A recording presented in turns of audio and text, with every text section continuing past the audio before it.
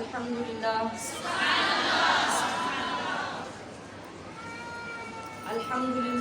حمد الشاکرین والصلاة والسلام علی سید المرسلین اما بعد فاعوذ باللہ من الشیطان الرجیم بسم اللہ الرحمن الرحیم ھذا بیان للناس وہدی وموعظۃ للمتقین صدق اللہ مولانا العظیم وبلغنا رسولہ النبی الکریم الامین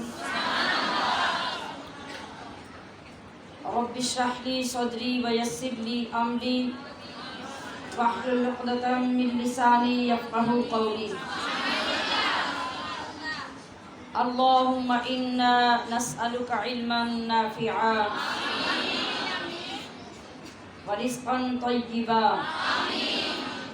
وقلبا منورا وعملا متقبلا اللہم ارنا الحق حقا وارزقنا اتباعا وارنا الباطل باطلا وارزقنا اجتنابا ان اللہ وملائکتہ یصلون علی النبی یا ایہا الذین آمنوا صلوا علیہ وسلموا تسلیما 6 صحیفے اترے موسیٰ اور ابراہیم پر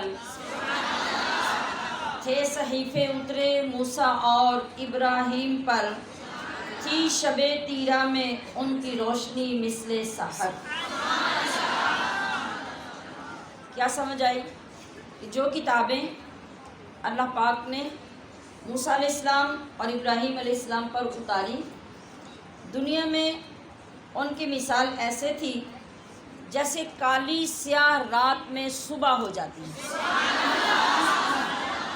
اس طرح ان کتابوں کا مقام تھا ان زمانوں میں جن میں اللہ رب العزت نے انہیں اتارا۔ 6 صحیفے اترے موسیٰ اور ابراہیم پر تھی شب تیرہ میں ان کی روشنی مثل سحر۔ اور آگے کیا ہے؟ آگے یہ ہے کہ ہے محمد مصطفیٰ پر، ہے محمد مصطفیٰ پر رحمت رب کریم، ہے محمد مصطفیٰ پر رحمت رب کریم کہ ان کی ذات پاک پر اترا ہے قرآن حکیم،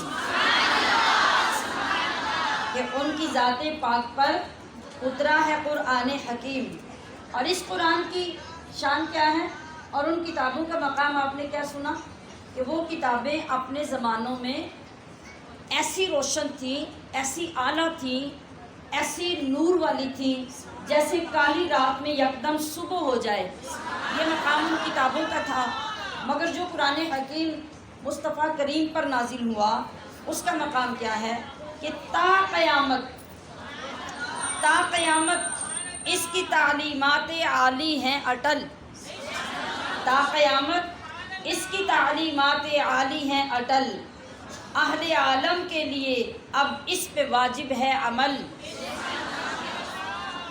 اور جس قرآن کو روزانہ آپ محبت سے چومتے ہیں، روزانہ محبت سے پڑھتے ہیں اور روزانہ جس کا تذکرہ سن رہے ہیں، اس کے نام اسی قرآن میں کون کون سے درج ہوئے ہیں سنیے۔ تا قیامت اس کی تعلیمات عالی ہیں اٹل، اہل عالم کے لیے اب اس پہ واجب ہے عمل، اور نام اس کا تذکرہ ہے۔ قرآن کا ایک نام تذکرہ بھی ہے اور باقی کیا ہے؟ نام اس کا تذکرہ ہے، نور ہے، فرقان ہے۔ نام اس کا تذکرہ ہے، نور ہے، فرقان ہے، یہ ہدا ہے، ذکر ہے، بشرا ہے، یہ تبیان ہے۔ اور سابقہ اقوام کی لکھی ہے اس میں داستان۔ آپ داستانیں سن رہے ہیں نا، پچھلی قوموں کے حال سن رہے ہیں، اور اللہ کی رحمتیں بھی اور اس کے عذاب کا ذکر بھی ہو رہا ہے۔ تو سابقہ اقوام کی لکھی ہے اس میں داستان، ذلت و عظمت کے ہیں تحریر اسباب و نشان۔ ہم اپنی وقت کی قلت کو مد نظر رکھتے ہوئے قرآن پاک کے عظمت بھرے ان خوبصورت اشعار کے فوراً بعد آج کا سبق شروع کریں گے. اپنی پوری محبت پوری توجہ اس کی جانب مبذول کیجیے.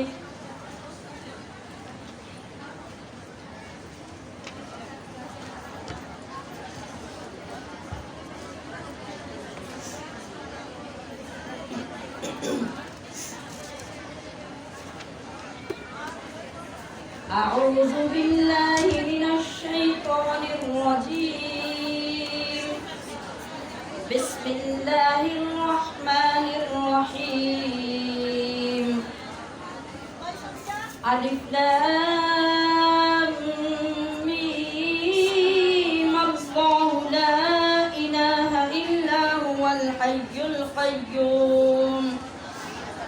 نزل عليك الكتاب بالحق مصدقا لما بين يديه وأنزل التوراة والإنجيل من قبل هدى للناس وأنزل الفرقان. إن الذين كفروا بآيات الله لهم عذاب شديد والله عزيز ذو انتقام. إن الله لا يخفى عليه شيء في الأرض ولا في السماء. هو الذي يصوركم في الأرحام كيف يشاء. لا إله إلا هو العزيز الحكيم. هو الذي أنزل عليك الكتاب منه آيات محكمات هن أم الكتاب وأخر متشابهات.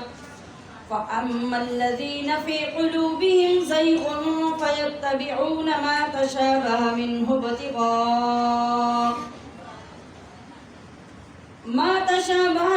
ابتغاء الفتنة وابتغاء تأويله وما يعلم تأويله إلا الله.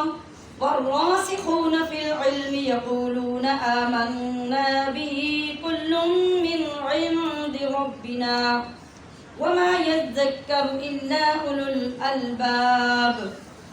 ربنا لا تزغ قلوبنا بعد إذ هديتنا وهب لنا من لدنك رحمة إنك أنت الوهاب. ربنا إنك جامع الناس ليوم لا ريب فيه إن الله لا يخلف الميعاد. إن الذين كفروا لن تغني عنهم أموالهم ولا أولادهم من الله شيئا وأولئك هم وقود النار. كدأب آل فرعون والذين من قبلهم كذبوا بآياتنا فأخذهم الله بذنوبهم والله شديد العقاب. قل للذين كفروا ستغلبون وتحشرون إلى جهنم وبئس المهاد. قد كان لكم آية في فئتين التقتا فئة تقاتل في سبيل الله وأخرى كافرة يرونهم مثليهم رأي العين والله يؤيد بنصره من يشاء. إن في ذلك لعبرة لأولي الأبصار. زين للناس حب الشهوات من النساء والبنين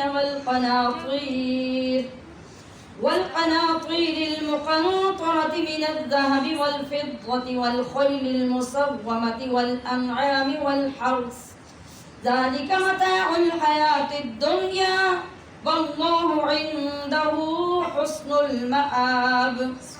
قل أنبئكم بخير من ذلكم للذين اتقوا عند ربهم جنات تجري من تجری من تحتها الأنهار خالدين فيها وأزواج مطهرة ورضوان من الله والله بصير بالعباد الذين يقولون ربنا إننا آمنا فاغفر لنا ذنوبنا وقنا عذاب النار الصابرين والصادقين والقانتين والمنفقين والمستغفرين بالأسحار شهد الله أنه لا إله إلا هو والملائكة وأولو العلم قائما بالقسط لا إله إلا هو العزيز الحكيم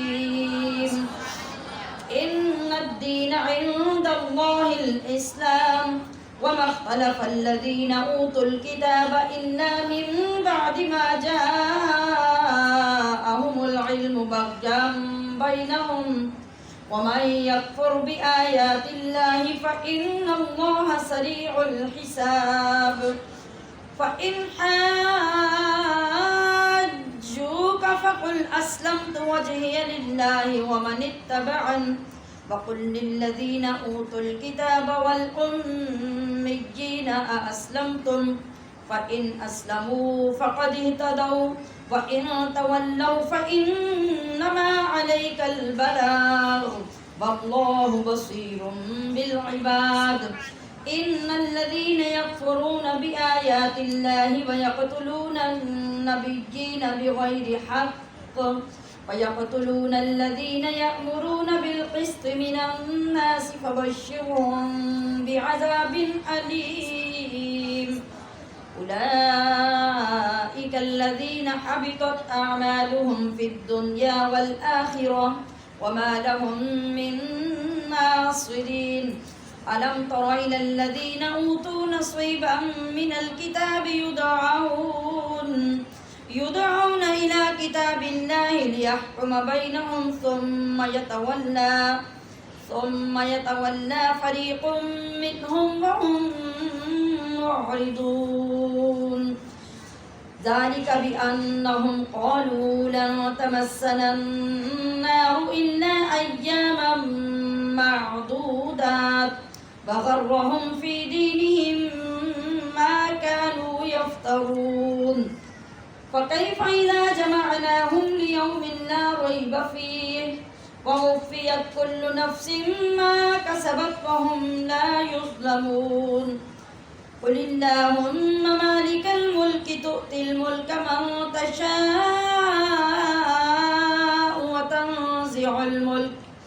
وتنزع الملك ممن تشاء وتعز من تشاء وتذل من تشاء بيدك الخير إنك على كل شيء قدير تولج الليل في النهار وتولج النهار في الليل وتخرج الحي من الميت وتخرج الميت من الحي وترزق من تشاء بغير حساب لا يتخذ المؤمنون الكافرين أولياء من دون المؤمنين ومن يفعل ذلك فليس من الله في شيء إلا أن تتقوا منهم تقاه ويحذركم الله نفسه وإلى الله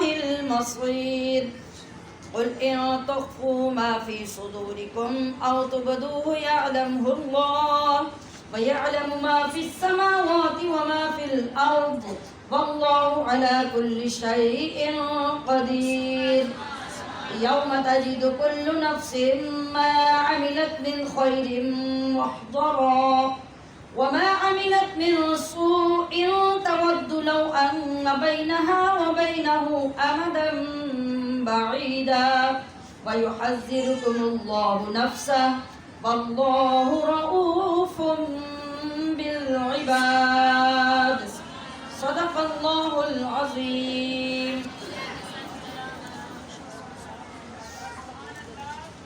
اللہ کے فضل و کرم سے ہم نے گزشتہ دن قرآن مجید کی سب سے بڑی سورت مکمل کی ہے۔ 114 سورتوں میں قرآن پاک میں سب سے بڑی سورت کون سی ہے؟ سورہ بقرہ۔ الحمدللہ آپ نے پہلے ہی رمضان المبارک میں سورہ بقرہ مکمل کی۔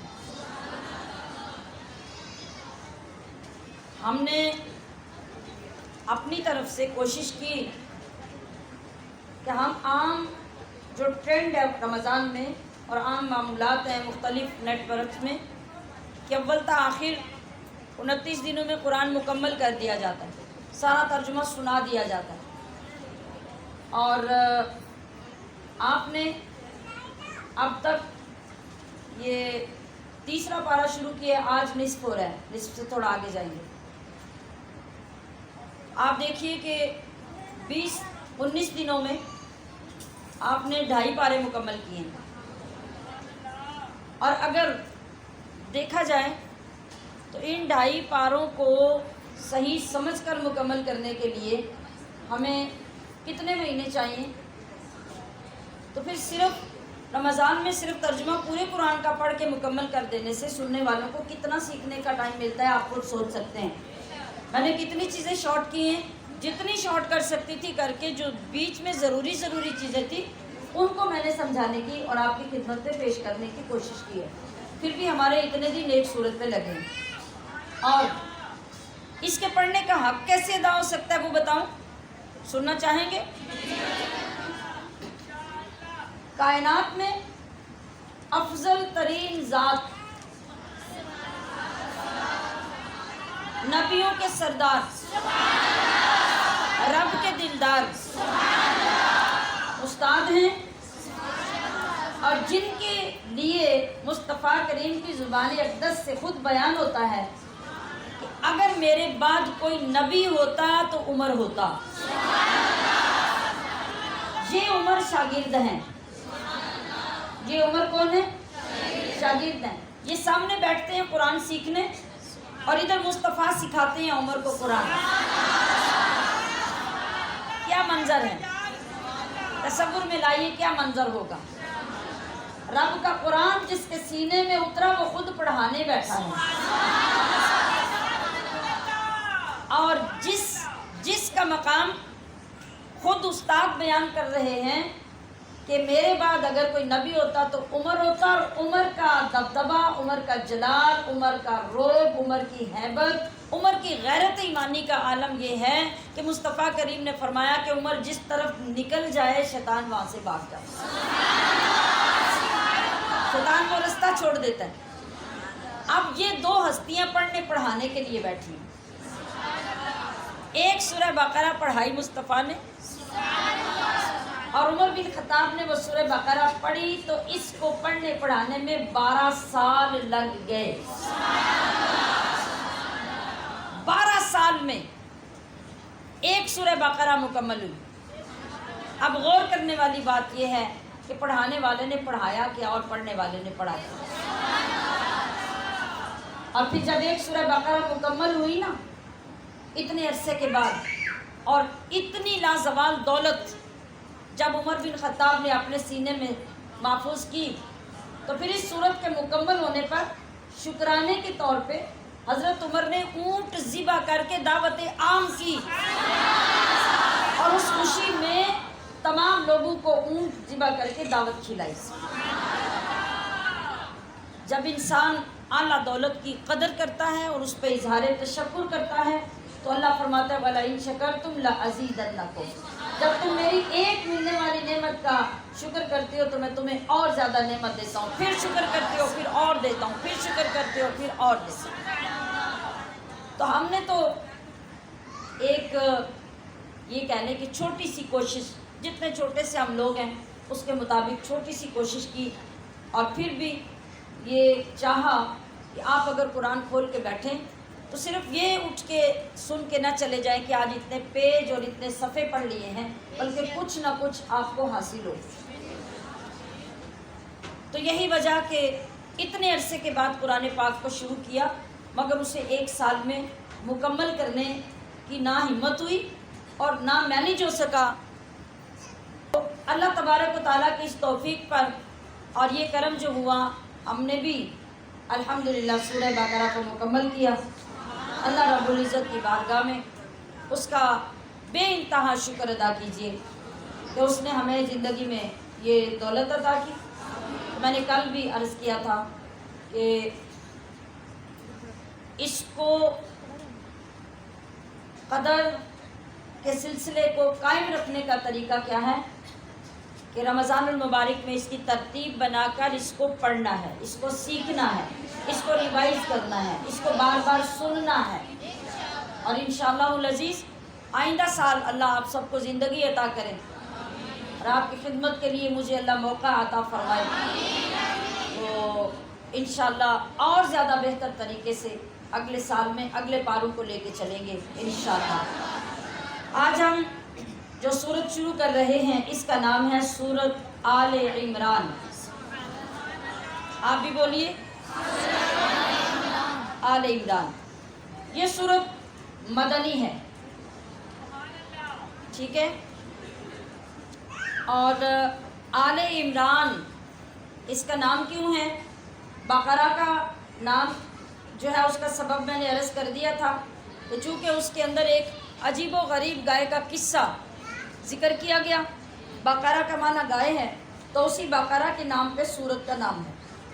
اس سورت کا نام آل عمران ہے۔ آل کا ایک معنی ہوتا ہے اولاد، ٹھیک ہے، اور اس سورت میں بھی چوتھے اور 5ویں رکوع میں آل عمران کا ذکر کیا گیا ہے، اسی کے نام پہ اس سورت کا نام بھی ہے۔ آل عمران یعنی عمران کی آل کی سیرت، ان کے فضائل، اللہ نے جو ان پہ نعمت نازل کی ان کا ذکر کیا گیا ہے۔ تو اس سورت کے کچھ فضائل ہیں، ہر سورت کے مختلف فضائل ہیں، اس سورت کے بھی کچھ فضائل ہیں، جن میں سے ایک فضیلت یہ ہے اور بڑی اعلیٰ ترین فضیلت ہے۔ حضرت نواس بن سمعان، یہ نبی علیہ السلام کے صحابی ہیں، اور روایت کرتے ہیں نبی علیہ السلام نے ارشاد فرمایا قیامت کے دن قرآن مجید کو لایا جائے گا۔ یہ پہلے بھی ذکر سن چکے ہیں نا، ایک قرآن کی آمد ہوگی رمضان کے ساتھ، یہاں ایک اور طریقہ لانے کا بیان ہو رہا ہے کہ قرآن کو بھی لایا جائے گا اور قرآن پہ عمل کرنے والوں کو بھی لایا جائے گا۔ کن کو؟ قرآن پر یہ بات یاد رکھنی ہے، اسے نہیں بھولنا کہ منصب کس کو مل رہا ہے، شان کس کو مل رہی ہے؟ قرآن پر عمل کے ساتھ زندگی گزارنے والوں کو۔ تو قرآن کی بھی ایک صورت ہوگی، بندے کی بھی صورت ہوگی، دونوں دوست آئیں گے، دوستوں کی طرح دونوں آئیں گے، رب کے حضور لایا جائے گا۔ منظر یہ ہوگا کہ ان دونوں کو جب لایا جائے گا تو ان دونوں کے آگے آگے سورہ بقرہ اور سورہ آل عمران چل کر آ رہی ہے۔ حضرت نواس فرماتے ہیں کہ نبی علیہ السلام نے ان صورتوں کے لیے 3 مثالیں بیان کی ہیں، اور فرماتے ہیں کہ آپ نے جو 3 مثالیں بیان کی، جب وہ بیان کر رہے تھے کہتے ہیں کہ آج تک میں ان مثالوں کو بھولا نہیں۔ ایک تو یہ کہ آپ نے فرمایا یہ دونوں صورتیں ایسی ہیں جیسے 2 بادل ہوں، جیسے 2 بادل ہوں، یا 2 ایسے صاحبان ہوں جن کے درمیان ایسے روشنی ہو جیسے ان کے اندر فانوس لگے ہوئے ہوں، یا پھر یہ 2 صورتیں ایسی ہیں جیسے فضا کے اندر کتاریں بنا کے پرندے چل رہے ہوں اور وہ اتنی جڑی ہوئی کتاریں ہوں کہ ان کے ساتھ اوپر سایہ ہو رہا ہو۔ پھر آپ نے فرمایا کہ یہ دونوں صورتیں اپنے پڑھنے والوں کی اللہ کی بارگاہ میں سفارش کریں گی۔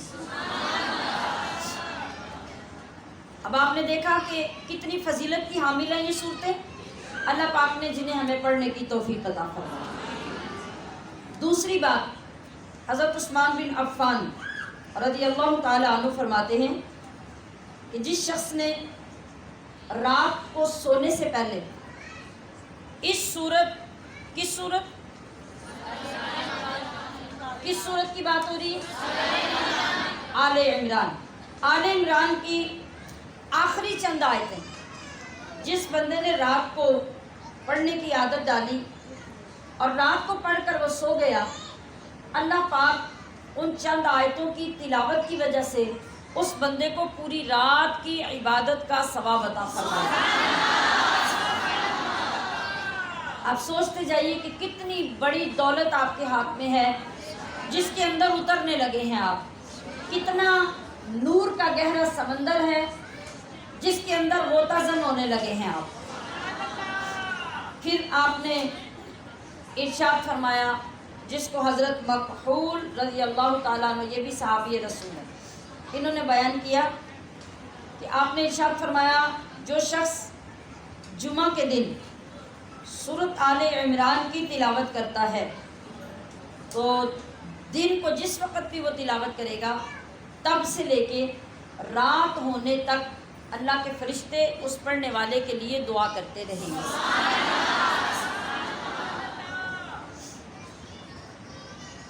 اب ہم یہ دیکھیں گے کہ بنیادی طور پہ، مرکزی طور پہ، اجمالی طور پہ اس صورت کے اندر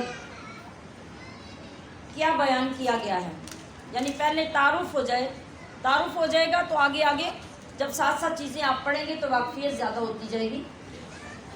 تو اس صورت میں حضرت مریم کی ولادت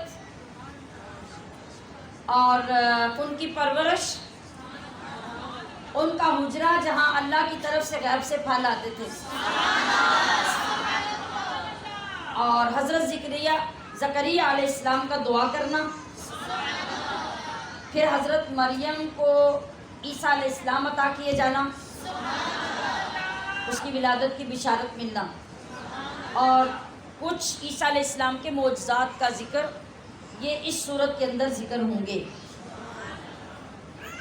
اس کے علاوہ نبی کریم صلی اللہ علیہ وسلم کی صداقت، آپ کی نبوت اور اس قرآن عظیم کی صداقت کے بارے میں اس صورت میں ذکر ہوگا، اور دین کی فضیلت اس صورت کے اندر بیان ہوگی کہ اللہ کے ہاں جو پسندیدہ دین ہے وہ کون سا دین ہے، اور جن لوگوں نے حضرت عیسیٰ علیہ السلام کی شان کے بارے میں نبی علیہ السلام کے ساتھ جھگڑا کیا اور نبی علیہ السلام نے ان کو جواب دے کر لاجواب کیا، وہ مناظرہ یا وہ گفتگو وہ ساری کی ساری صورت کے اندر بیان ہوگی۔ عالم ارواح میں جب اللہ پاک نے ساری روحوں کو پیدا کیا تھا، ابھی عالم اجسام دنیا کچھ نہیں بنی تھی، تو جب پہلا تذکرہ مصطفیٰ کا، پہلا میلاد مصطفیٰ کا اللہ نے عرش پہ کیا تھا، اس کا ذکر بھی اسی پارے کے آخر میں جا کے اسی صورت میں ہوگا، اور مکہ مکرمہ اور خانہ کعبہ اور پھر یہ امت مصطفیٰ، ان سب کی فضیلت بھی اس کے اندر بیان ہوگی۔ یہودیوں پر، بنی اسرائیل پہ اللہ نے جس طرح ذلت اور خواری ان کی بدعمالیوں کی وجہ سے اتاری، ان کا ذکر بھی اس صورت کے اندر ہوگا۔ سود کو اللہ نے حرام کیا، کل پرسوں بھی پچھلے دنوں میں آپ نے پڑھا، مزید اس کے شرعی احکام اور زکوٰۃ نہ دینے والوں کی سزا کا ذکر بھی اس صورت میں ہوگا، اور جو لوگ غریب لوگوں کی خیر خواہی کے لیے اپنا مال اللہ کی بارگاہ میں پیش کرتے اور خرچ کرتے ہیں، ان کی فضیلت اور نہ کرنے والوں کے بخل کی برائی اور ان کا انجام بھی اس صورت میں بیان ہوگا۔ شہیدوں کی شان، شہیدوں کے زندہ رہنے کا ثبوت، اللہ کے ہاں ان کو رزق ملنے کا ثبوت اور ان کو مردہ نہ کہنے کا بلکہ گمان نہ کرنے کا حکم بھی اس صورت میں بیان ہوگا۔ یہ چند اجمالی طور پہ میں نے چیزیں آپ کے سامنے رکھی ہیں۔ اب آتے ہیں ہم اس کے ترجمے کی طرف۔ جس طرح سورہ بقرہ الف لام میم سے شروع ہوئی تھی، یہ سورت بھی الف لام میم سے شروع ہو رہی ہے۔ تو الف لام میم کو کیا کہتے ہیں؟ حروف مقطعات۔ سارے بولیں، حروف مقطعات، جن حرفوں کو کاٹ کاٹ کر ایک ایک کر کے پڑھا جاتا ہے، ان کو ملا کر کلمہ نہیں بنایا جاتا، لفظ نہیں بنایا جاتا، ان کو حروف مقطعات کہتے ہیں۔ ان کی مراد کیا ہے، ان کے اندر راز کیا ہیں، اسرار کیا ہیں، یہ اللہ تعالیٰ ہی بہتر جانتا ہے۔ یہاں اگر میں آپ کے سامنے ایک لطیف نکتہ پیش کروں قرآن کریم کی حفاظت کا، آپ ذرا اپنے سپاروں کے اوپر دیکھیں، یہ لکھا ہوا ہے الف لام میم۔ اس کے اوپر سے اگر مد اور شد کو ختم کر دیں تو یہ اسی طرح بنتا ہے جس طرح سورۃ الم تر کیف آپ شروع کرتے ہیں تو شروع میں علم آتا ہے، ایسے لکھا ہوتا ہے۔ علم نشرح پڑھتے ہیں، ایسے لکھا ہوتا ہے۔ اور بے شمار جگہوں پہ قرآن کریم میں علم تر الی الذین، علم یر الذین، یہ مختلف الفاظ علم کے ساتھ آتے ہیں۔ اب اگر شد مد کو ہٹا کر پڑھیں تو یہ بھی وہی لفظ بنتا ہے، مگر اللہ تبارک و تعالیٰ کی حفاظت کا درجہ کمال ذرا سمجھنے کی کوشش کیجئے کہ اللہ نے جو قرآن کی حفاظت فرمائی تو کس اعلیٰ ترین درجے پہ جا کے فرمائی کہ اب یہاں تک بھی کسی کو غلطی کرنے کی جرت نہیں ہو سکتی کہ الف لام میم کو علم پڑھے یا علم کو الف لام میم پڑھے۔ اس کا امتیاز بھی پورے قرآن میں اپنی جگہ پہ رب نے قائم رکھا ہے۔ تو جس قرآن کی حفاظت اتنی اعلیٰ شان کے ساتھ ہو رہی ہو، اس کے چینج ہونے، اس کے اندر نقص کے پائے جانے، اس کا تو کوئی گمان تک بھی نہیں ہو سکتا۔ اور یہ اللہ پاک کی شان اور نبی علیہ الصلوۃ والسلام کے عظیم معجزے کی طرف یہ دلالت ہو رہی ہے کہ اللہ پاک نے کس شان سے قرآن کو سنبھال کے رکھا ہوا۔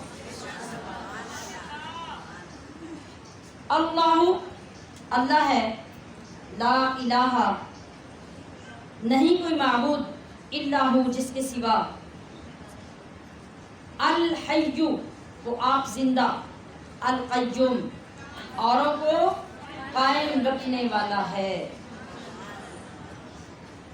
یہ آیت کریمہ اس وقت نازل ہوئی جب نجران کے علاقے سے 60 افراد کا قافلہ، جن میں 14 سردار تھے اور باقی عوام تھے، اور ان 14 سرداروں میں بھی 3 بڑے بڑے پیشوا عالم عیسائیوں کے جو نبی علیہ الصلوۃ والسلام کی بارگاہ میں آئے، اور ان 3 میں سے بھی ایک سب سے اجل عالم، جو جتنے عیسائیوں کے عالم اور پادری تھے ان سب کا سب سے بڑا پیشوا تھا، وہ بھی اس کے اندر موجود تھا۔ وہ اتنا بڑا پیشوا تھا کہ جو عیسائیوں کے حکمران تھے وہ بھی اس کی عزت اور تعظیم کیا کرتے تھے۔ یہ لوگ بڑے اعلیٰ لباس، اعلیٰ پوشاکیں پہن کر حضور نبی کریم صلی اللہ علیہ وسلم کی بارگاہ میں شان و شوکت کے ساتھ آئے کہ ہم جا کے نبی علیہ الصلوۃ والسلام سے مناظرہ کریں۔ ٹھیک ہے، مناظرہ کرنے کے ارادے سے آئے۔ جس وقت یہ مسجد نبوی میں آئے تو نبی علیہ الصلوۃ والسلام اس وقت عصر کی نماز ادا فرما رہے تھے۔ ان لوگوں کی نماز کا بھی وقت ہو گیا، عیسائیوں کی نماز کا بھی، اور انہوں نے بھی مسجد نبوی میں کھڑے ہو کر اپنے قبلے کی طرف منہ کر کے نماز پڑھنا شروع کر دی۔ ان کا قبلہ کون سا ہے؟ بیت المقدس، یہودیوں کا بھی عیسائیوں کا بھی، لیکن اس بیت المقدس والے قبلے میں بھی دونوں کی جہتیں الگ الگ ہیں۔ فار ایگزامپل اس سائڈ پہ یہودی منہ کر کے نماز پڑھیں گے اور اس سائڈ پہ عیسائی منہ کر کے نماز پڑھیں گے، اس قبلے کی بھی ایک مختص جگہ دونوں کی نہیں ہے۔ تو باہر کیا ان لوگوں نے مسجد نبوی میں کھڑے ہو کے مسلمانوں کے قبلے کی بجائے اپنے قبلے بیت المقدس کی طرف منہ کر کے نماز شروع کر دی۔ نماز ختم ہوئی تو نبی علیہ الصلوۃ والسلام کے ساتھ انہوں نے گفتگو کی۔ سب سے پہلے آقا علیہ الصلوۃ والسلام نے ارشاد فرمایا کہ تم اسلام لے آؤ، مسلمان ہو جاؤ۔ انہوں نے جواب دیا کہ ہم تو آپ سے پہلے کے اسلام لا چکے ہیں،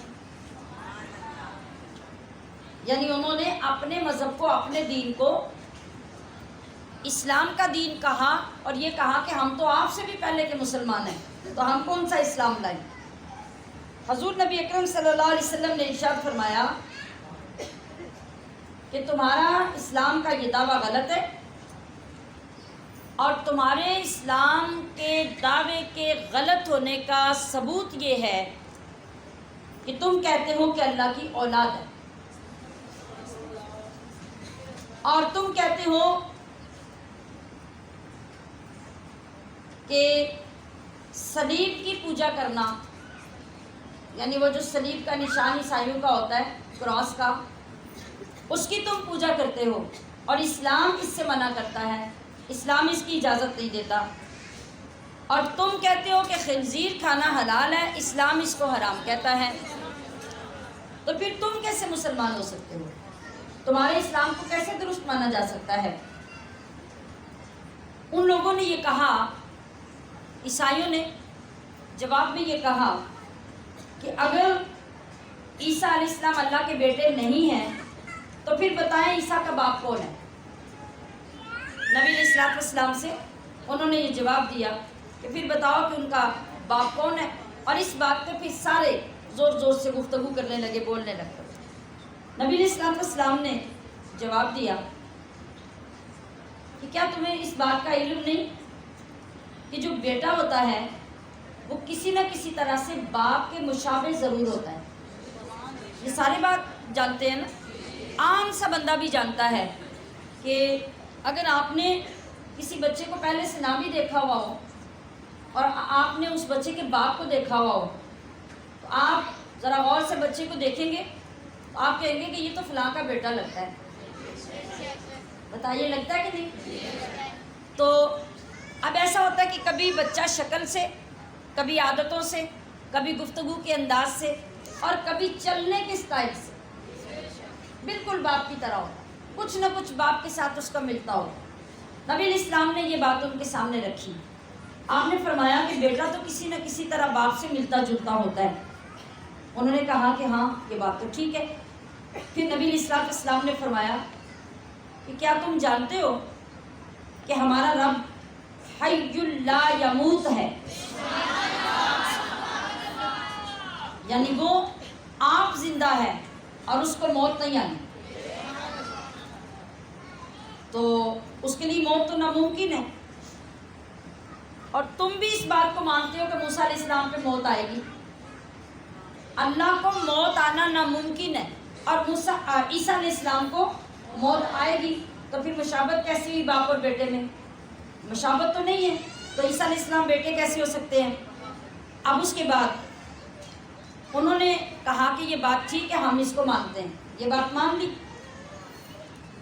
پھر تاجدار رسالت علیہ السلام نے فرمایا کہ کیا تم یہ نہیں جانتے کہ ہمارا رب بندوں کا کارساز ہے، روزی دینے والا وہ ہے، حفاظت کرنے والا وہ ہے؟ تو عیسائیوں نے کہا کہ ہاں ہم مانتے ہیں کہ ایسے ہی ہے۔ تو نبی علیہ السلام نے ارشاد فرمایا کہ کیا عیسیٰ علیہ السلام بھی ایسے ہی ہیں جیسا اللہ ہے؟ کیا وہ مستقل لوگوں کو روزی دے سکتے ہیں؟ کیا وہ لوگوں کے حقیقی طور پہ کارساز ہیں؟ انہوں نے جواب دیا نہیں۔ پھر نبی علیہ السلام نے فرمایا کیا تم نہیں جانتے کہ اللہ تعالیٰ پر آسمان اور زمین میں کوئی چیز پوشیدہ نہیں، ہر چیز اللہ کے سامنے ظاہر ہے۔ انہوں نے کہا کہ ایسا ہی ہے، ہم مانتے ہیں کہ اللہ پہ ہر چیز ظاہر ہے۔ تو نبی علیہ السلام نے فرمایا کہ کیا حضرت عیسیٰ علیہ السلام بھی اللہ کے بتائے بغیر سب کچھ جانتے ہیں؟ عیسیٰ علیہ السلام کے پاس علم غیب تھا، وہ جانتے تھے، مگر کیسے جانتے تھے؟ اللہ کے بتانے سے، اللہ کے علم غیب عطا کرنے سے۔ وہ خود سے عالم الغیب نہیں تھے، تو پھر اللہ کے ساتھ انہیں تو کوئی مشابہت نہیں، پھر تم انہیں اللہ کا بیٹا کیسے کہتے ہو؟ نبی علیہ السلام نے فرمایا تم نہیں جانتے کہ عیسیٰ علیہ السلام ماں کے حمل میں رہے ہیں، وہ ماں کے پیٹ سے پیدا ہوئے ہیں، اور جیسے باقی مخلوق، جیسے باقی انسان پیدا ہوئے، اس طرح عیسیٰ علیہ السلام بھی پیدا ہوئے۔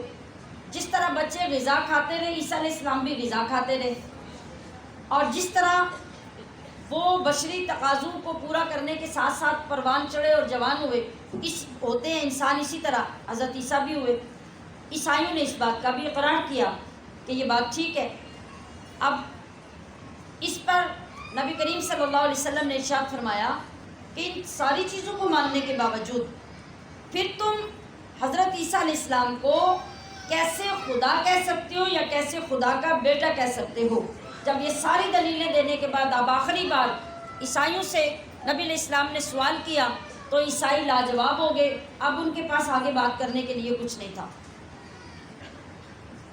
اس پر یہاں کم از کم 80 آیتیں ان ساری گفتگو پر اللہ تعالیٰ نے نازل فرمائی۔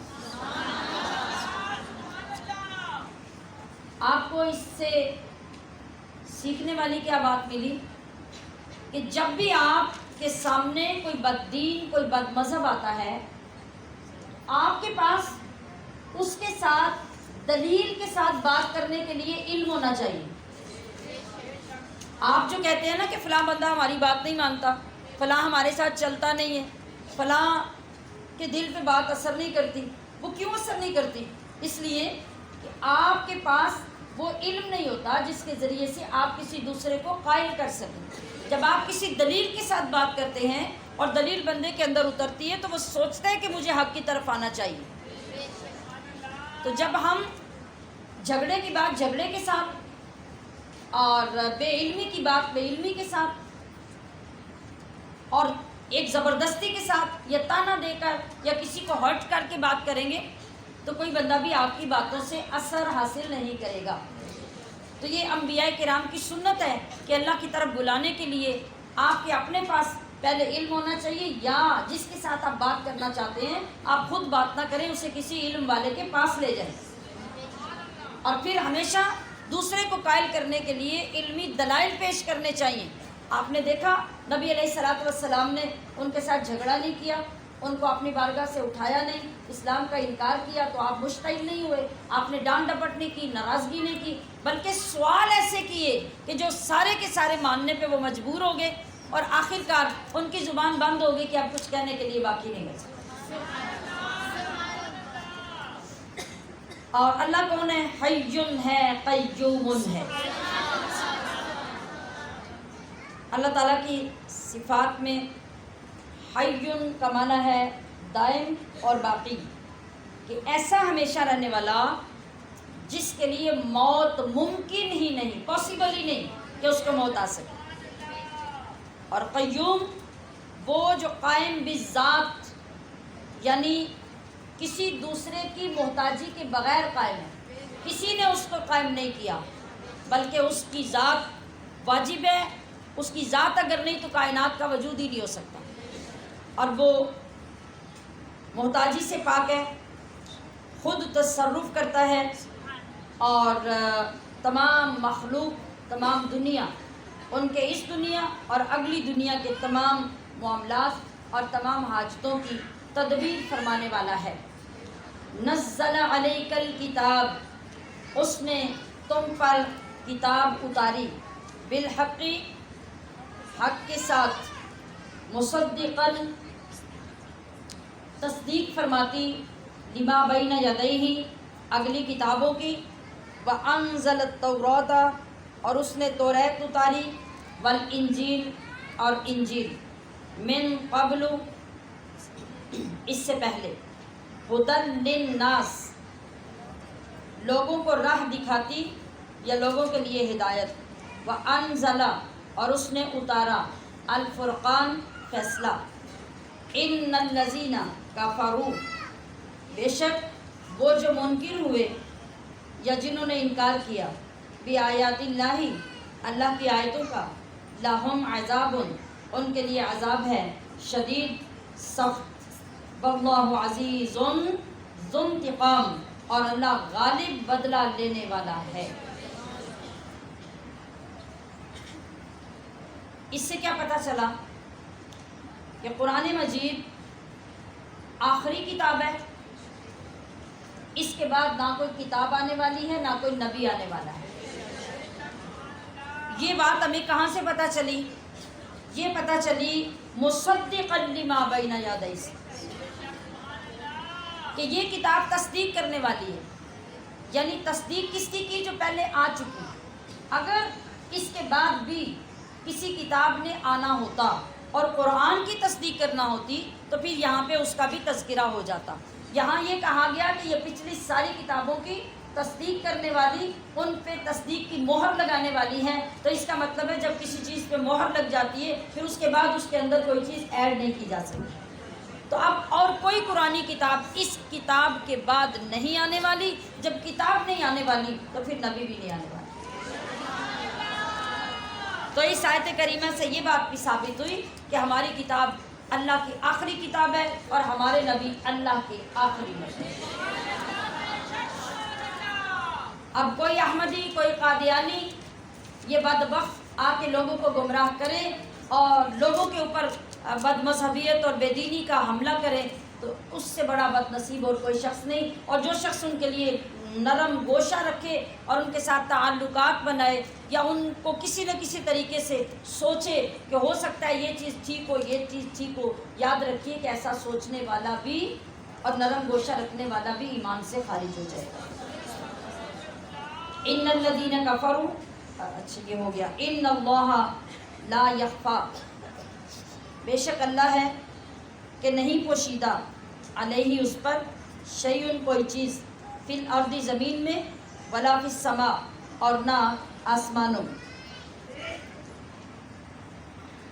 مطلب یہ کہ اللہ تعالیٰ وہ ہے کہ اس کو کسی نے تعلیم نہیں دی، اللہ کو کسی نے آ کے نہیں بتایا، بلکہ اللہ خود خالق ہے، اللہ خود مالک ہے، اور وہ بغیر کسی سے تعلیم لیے، بغیر کسی سے خبر پوچھے ہر چیز کو جانتا ہے، خواہ وہ زمین میں ہے خواہ وہ آسمان میں ہے۔ کیونکہ مخلوق کے پاس جتنا علم ہے وہ اللہ کے بتانے سے ہے، اور وہ متناہی ہے، وہ محدود ہے، وہ لمیٹڈ ہے، اور جو اللہ کے پاس ہے وہ ان لمیٹڈ ہے، وہ کسی کا دیا ہوا نہیں بلکہ اللہ کا ذاتی علم ہے۔ والذی یصورکم، وہی ہے جو تصویر بناتا ہے تمہاری، فی الارحام ماؤں کے پیٹ میں۔ کتنی بڑی بات ہے، کتنی بڑی قدرت ہے، ذرا غور کیجیے۔ اور بناتا کیسے ہے؟ کیف یشاء، جیسے چاہے، کسی کے بتانے پہ نہیں بناتا اور کسی ڈیزائن پہ ڈیزائن نہیں بناتا، بلکہ جیسے چاہے ویسے بناتا ہے، اور کوئی اس کے پاس سٹرکچر نہیں ہوتا، کوئی اس کا سانچہ نہیں ہوتا، کوئی ماڈل نہیں ہوتا، بلکہ وہ تو خود تخلیق کرنے والا ہے، وہ تو خالق بھی ہے، اور بدیع السماوات والبدیع بھی اس کی صفت ہے کہ وہ اولاً ایجاد کرتا ہے چیز کو۔ تو اب دیکھیے کہ وہ بناتا کہاں ہے۔ آپ کے سامنے ایک جگہ ہے، کوئی چارٹ ہے، کوئی وال ہے، اور وہاں پہ آپ کوئی چیز بناتے ہیں، ڈیزائن کرتے ہیں، آپ اس کو سامنے دیکھ رہے ہیں، وہ دکھ رہی ہے، لیکن رب کس چیز سے کہاں تصویریں بناتا ہے؟ ماں سے زیادہ اس بات کو کون سمجھ سکتا ہے؟ لا الہ الا ہو، نہیں کوئی معبود سوائے اس کے، العزیز الحکیم، وہ عزت والا حکمت والا ہے۔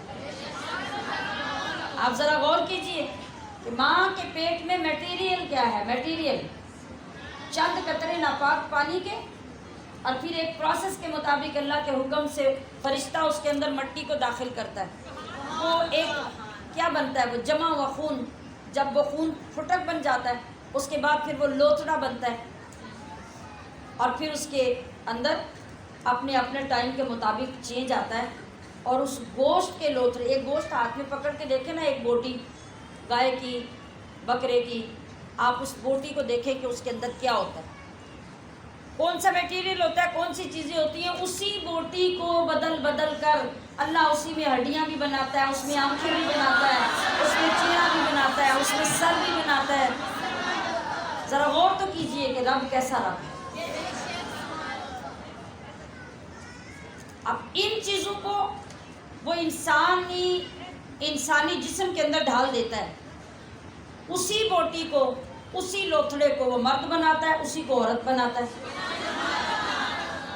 اسی کو گورا بناتا ہے، اسی کو کالا بناتا ہے، اسی گوشت کے لوتھڑے کو وہ خوبصورت بناتا ہے، اسی کو بدصورت بناتا ہے، اسی میں کامل اور پورے مکمل اعضاء بنا دیتا ہے، اور اسی میں کبھی زیادہ اور کبھی کم اعضاء بھی کر دیتا ہے۔ پھر ماں کے پیٹ کے اندر بچے کی شکل بھی تیار ہوتی ہے۔ آدم علیہ السلام سے آج تک اور آج سے صبح قیامت تک جتنی کائنات، جتنے لوگ پیدا ہوں گے،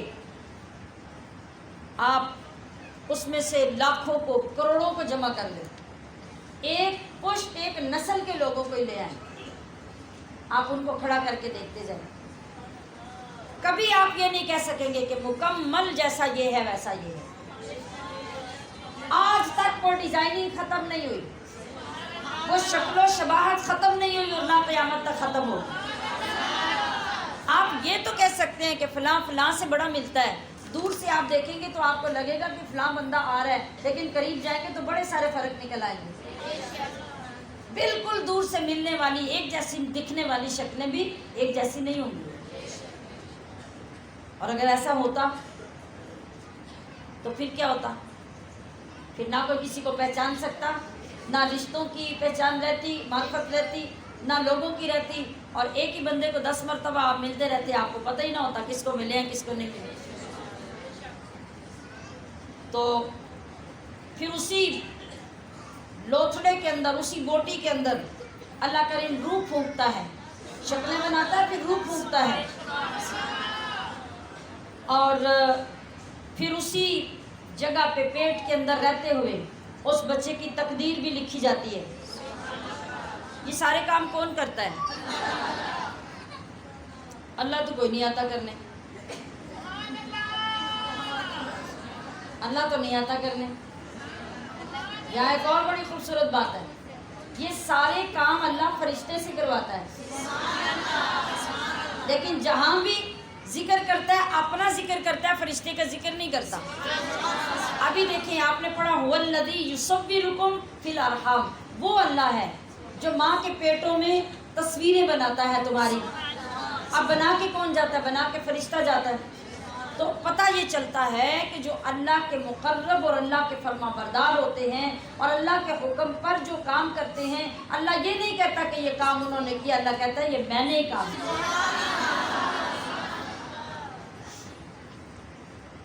اب طریقہ کیا ہوتا ہے؟ حضرت عبداللہ بن مسعود رضی اللہ تعالی عنہ روایت کرتے ہیں، نبی کریم صلی اللہ علیہ وسلم نے ارشاد فرمایا کہ تم میں سے ہر ایک کی خلقت، یعنی اس کی جو پیدائش ہوتی ہے اور اس کا جو پروسیس ہوتا ہے وہ اس طرح ہوتا ہے کہ سب سے پہلے ماں کے پیٹ میں 40 دن تک وہ جمع کی جاتی ہے، 40 دن تک ماں کے پیٹ میں وہ روکی جاتی ہے۔ پھر وہ جو ناپاک پانی یا وہ فرشتہ اللہ کے حکم سے اس کے اندر مٹی ڈالتا ہے، اس کو اللہ تعالیٰ کیا کرتا ہے؟ خون کا لوتھڑا بنا دیتا ہے۔ خون کا لوتھڑا 40 دن کے بعد بنتا ہے، اور پھر وہ خون کا لوتھڑا ایک گوشت کی بوٹی بن جاتا ہے۔ اب اللہ تبارک و تعالیٰ اس بوٹی بننے کے بعد فرشتے کو بھیجتا ہے اور اس کو 4 چیزوں کا حکم دیتا ہے۔ اللہ فرماتا ہے کہ اس کا عمل، اس بندے کا، یہ جو پیدا ہوگا ماں کے پیٹ میں ابھی بوٹی بنا ہے، اس کا عمل، اس نے زندگی میں کہاں کہاں کیا کیا کرنا ہے ابھی لکھ دو۔ اس کا رزق لکھ دو۔ آپ اس بات پہ یقین کیجئے کہ رزق آپ کا اس وقت لکھ دیا جب ابھی آپ بوٹی کی صورت میں ماں کے پیٹ میں ہیں۔ اب اللہ رب العزت نے آپ کو تو یہ کہا کہ جب تم اپنی شکل و صورت کے ساتھ، اسلام کے ساتھ دنیا میں پیدا ہو جاؤ اور ہوش سنبھال لو، تو تمہارے اوپر سب سے پہلے کیا کام ہے؟ میری عبادت، میری بندگی، میری معرفت، یہ تمہاری ذمہ داری ہے۔ اور تم ذلیل و خوار ہوتے رہتے ہو ساری زندگی رزق کی تلاش میں، مزدوری کی تلاش میں، نوکری کی تلاش میں۔ وہ تو ابھی اس وقت جب آپ ایک بوٹی کی صورت میں اللہ نے اپنے ذمہ لے لیا تھا، اللہ نے لکھ بھی دیا تھا کہ تمہارا رزق کہاں ہے، کتنا ہے اور کیسے ملے گا۔ مگر ہم، جو کام ہمارا نہیں، ہم اس کے لیے ساری زندگی خوار ہو جاتے ہیں، اور جو کام ہمارا ہے ہم اس کی طرف پلٹ کر لیں گے۔ کتنی چیزیں؟ بندے کا عمل، بندے کا رزق، دنیا میں رہنے کی مدت، کہ اس کی زندگی کتنی ہوگی، وہ ابھی جب بوٹی کی صورت میں تھا تو رب نے لکھ دی کہ کتنی عمر میں مرے گا۔ اور دنیا میں پیدا ہونے کے بعد یہ نیک بخت ہوگا یا بدبخت ہوگا، یہ بھی ماں کے پیٹ کے اسی سٹیج میں لکھ دیا گیا، اور پھر اس میں روح پھونک دی جاتی ہے۔ والذی انزل، وہی ہے اللہ جس نے اتاری، علیکا، تم پر، الکتابہ، کتاب، منہ آیات، اس کی کچھ آیتیں، محکمات، صاف معنی رکھتی ہیں، ہن ام الکتاب، وہ کتاب کی اصل ہیں، وَأُخَرُ، اور دوسری وہ ہیں متشابہات، جو متشابہ ہیں، یعنی جن کی مراد، جن کا معنی واضح نہیں ہوتا، وہ تفصیل کے ذریعے، تشریح کے ذریعے سمجھنا پڑتا ہے اس کی مراد کیا ہے۔ وہ مراد جب تک اہل علم سے سمجھی نہ جائے ہمیں سمجھ نہیں آتی۔ فَأَمَّا الَّذِينَ، تو وہ لوگ، فی قلوبہم، جن کے دلوں میں، زیغن، ٹیڑھ یا کجی ہے، فَيَتَّبِعُونَ، تو وہ پیچھے پڑتے ہیں، ما تشابہ، ان آیتوں کے جو متشابہ ہیں، منہ، ان میں سے، ابتغاء الفتنۃ، فتنہ چاہنے کے لیے، وابتغاء تاویلہ، اور اس کی تعویل یا اس کے پہلو ڈھونڈنے کے لیے، وما یعلم، اور نہیں معلوم، تعویلہ، اس کی تعویل یا اس کا پہلو، الا اللہ، مگر اللہ ہی کو، والراسخون، اور جو پختہ ہیں، فی العلم، علم میں، یقولون، وہ کہتے ہیں، آمنا بہ، ہم اس پر ایمان لائے، کل، سب کچھ، من عند ربنا، ہمارے رب کے پاس سے ہے، وما یذکر، اور نہیں نصیحت مانتے، الا، مگر، اولو الالباب، عقل والے۔ یعنی قرآن کریم میں کچھ آیتیں وہ ہیں کہ جیسے آپ پڑھتے ہیں فوراً آپ کو اس کا پتہ چل جاتا ہے کہ رب کیا فرما رہا ہے، اور کچھ آیتیں وہ ہیں جن کو سمجھنے کے لیے ہمیں تشریح، تفسیر پڑھنی پڑتی ہے یا استاد کے پاس بیٹھ کے سمجھنا پڑتا ہے۔ 2 طرح کی آیتیں اللہ نے قرآن پاک میں نازل کی۔ اب یہ جو متشابہ آیتیں ہیں ان میں ایک تو یہ طریقہ ہے کہ جس کے ظاہری معنی یا تو بالکل سمجھ ہی نہیں آتے، جیسے ابھی آپ نے پڑھا الف لام میم، یہ متشابہ آیات میں سے کہ آپ نے پڑھا مگر اس کا کوئی معنی آپ کو سمجھ نہیں آیا، اس کا معنی کیا ہے وہ اللہ ہی جانتا ہے۔ اور کبھی متشابہ ایسی آیتیں بھی ہوتی ہیں کہ جن کے ظاہری معنی سمجھ آتے ہیں لیکن جو اصل اس سے مراد ہوتی ہیں وہ سمجھ نہیں آتی۔ ایک متشابہ آیتیں ویسی بھی ہوتی ہیں۔ پہلی کی مثال میں نے دی الف لام میم، اس کا کوئی معنی آپ کو سمجھ نہیں آیا۔ اب دوسرا، جیسے قرآن کریم میں اللہ فرماتا ہے کہ ید اللہ فوق ایدیہم، ید اللہ، اللہ کا ہاتھ ان کے ہاتھوں کے اوپر ہے۔ اب ظاہری معنی تو ہاتھ کی سمجھ آ گئی کہ اس کو ہاتھ کہتے ہیں، ٹھیک ہے، لیکن اللہ تو ہاتھ سے پاک ہے، تو پھر اس سے مراد کیا ہے؟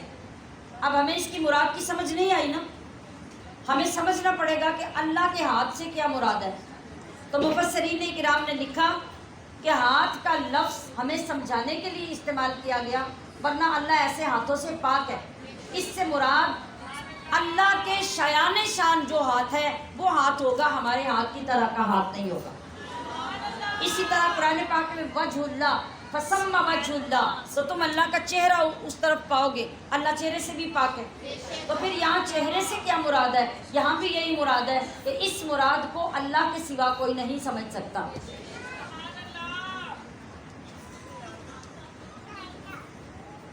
تو ہمارے لیے کیا ضروری ہے؟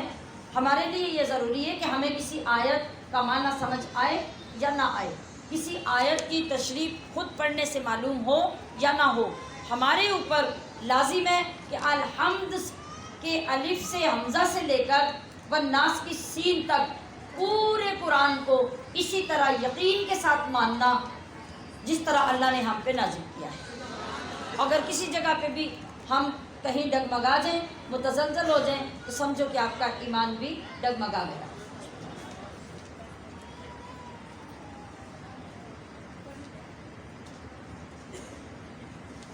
تو والراسخون فی العلم، ایک لفظ استعمال کیا گیا کہ وہ لوگ جو علم میں راسخ ہیں، راسخ کا مطلب ہوتا ہے پختہ یا مضبوط، تو جو لوگ علم میں راسخ ہیں، اس کا دوسرا معنی ہے عالم باعمل۔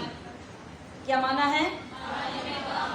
وہ بندہ جو علم دین کے مطابق عمل کرنے والا ہو اور اپنی زندگی اس کے مطابق گزارنے والا ہو، وہ راسخ فی العلم ہے۔ اور پہچاننے کے لیے ہمارے پاس کیا نشانیاں ہونی چاہیے جس سے ہم پہچان سکیں کہ کوئی عالم راسخون میں داخل ہے یا راسخ فی العلم ہے کہ نہیں؟ اب علم کے ڈگریز لے کے تو لاکھوں لوگ پھر رہے ہیں، جو فارغ التحصیل ہیں وہ شیخ الحدیث بھی ہیں، شیخ القرآن بھی ہیں، مفتی بھی ہیں، قاضی بھی ہیں، ٹھیک ہے، لیکن ہمیں کیسے پتہ چلے گا کہ کون بندہ راسخ فی العلم ہے، جس کو عالم ربانی بھی کہا جاتا ہے؟ وہ کون ہے؟ وہ بندہ ہوگا جس کے اندر عام طور پہ 4 صفتیں آپ کو نظر آئیں۔ وہ 4 صفتیں کیا ہیں؟ ایک تو ہے اللہ کا تقوی، یعنی وہ بندہ اللہ سے ڈرنے والا ہو اور اس وقت اس کا تقوی اس کی گفتگو میں، اس کے معاملات میں، اس کے چلنے پھرنے میں، اس کی عبادت اور ریاضت میں آپ کو نظر آ رہا ہو۔ یہ کون ہے؟ یہ راسخ فی العلم میں بندہ ہے۔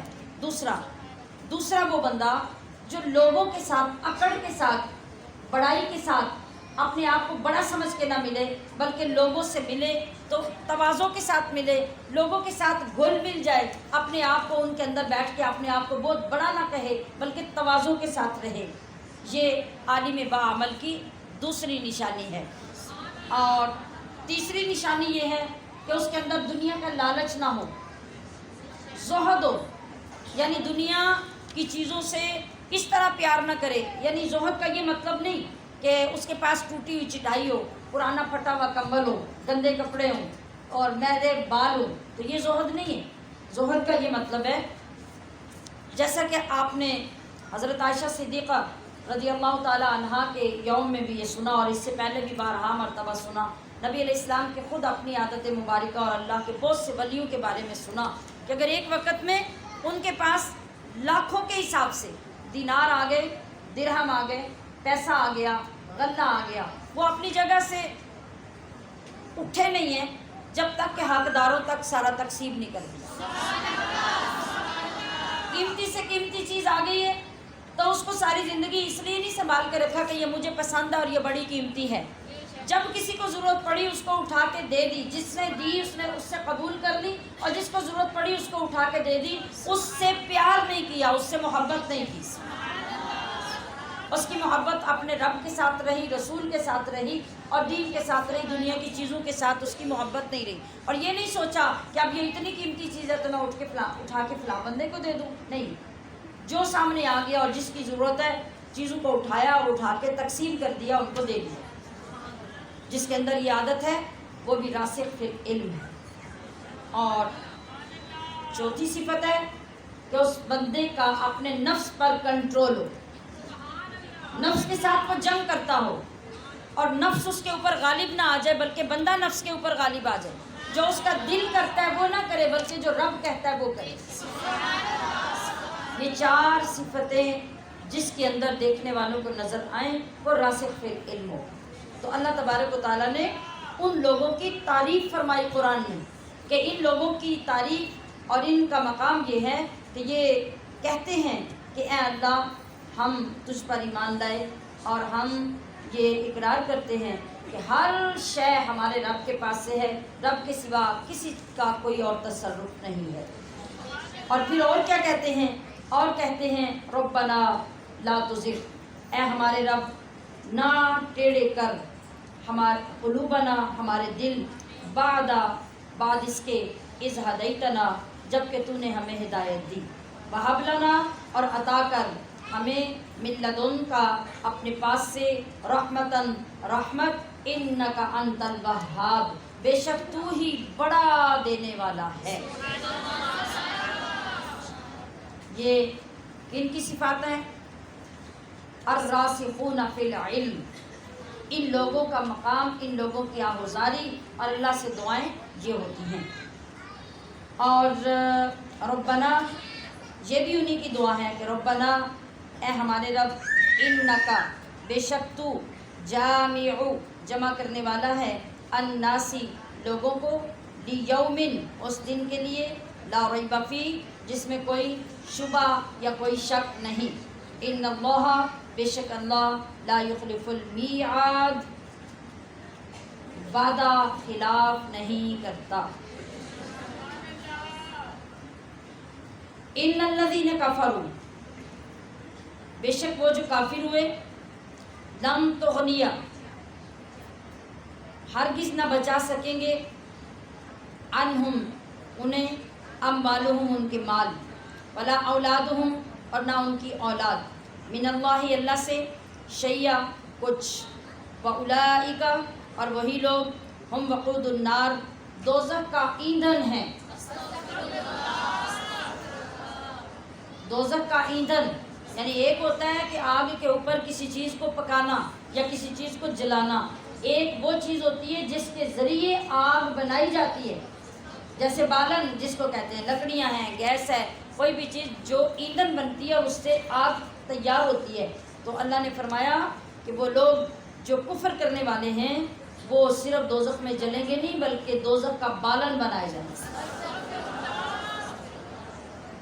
کدأب آل فرعون، جیسے طریقہ آل فرعون کا، والذین من قبلہم، اور ان سے اگلوں کا یا پہلوں کا، کذبوا، کہ انہوں نے جھٹلایا، بآیاتنا، ہماری آیتوں کو، فأخذہم اللہ، تو پکڑا ان کو اللہ نے، بذنوبہم، ان کے گناہوں کی وجہ سے، واللہ شدید العقاب، اور اللہ کا عذاب سخت ہے۔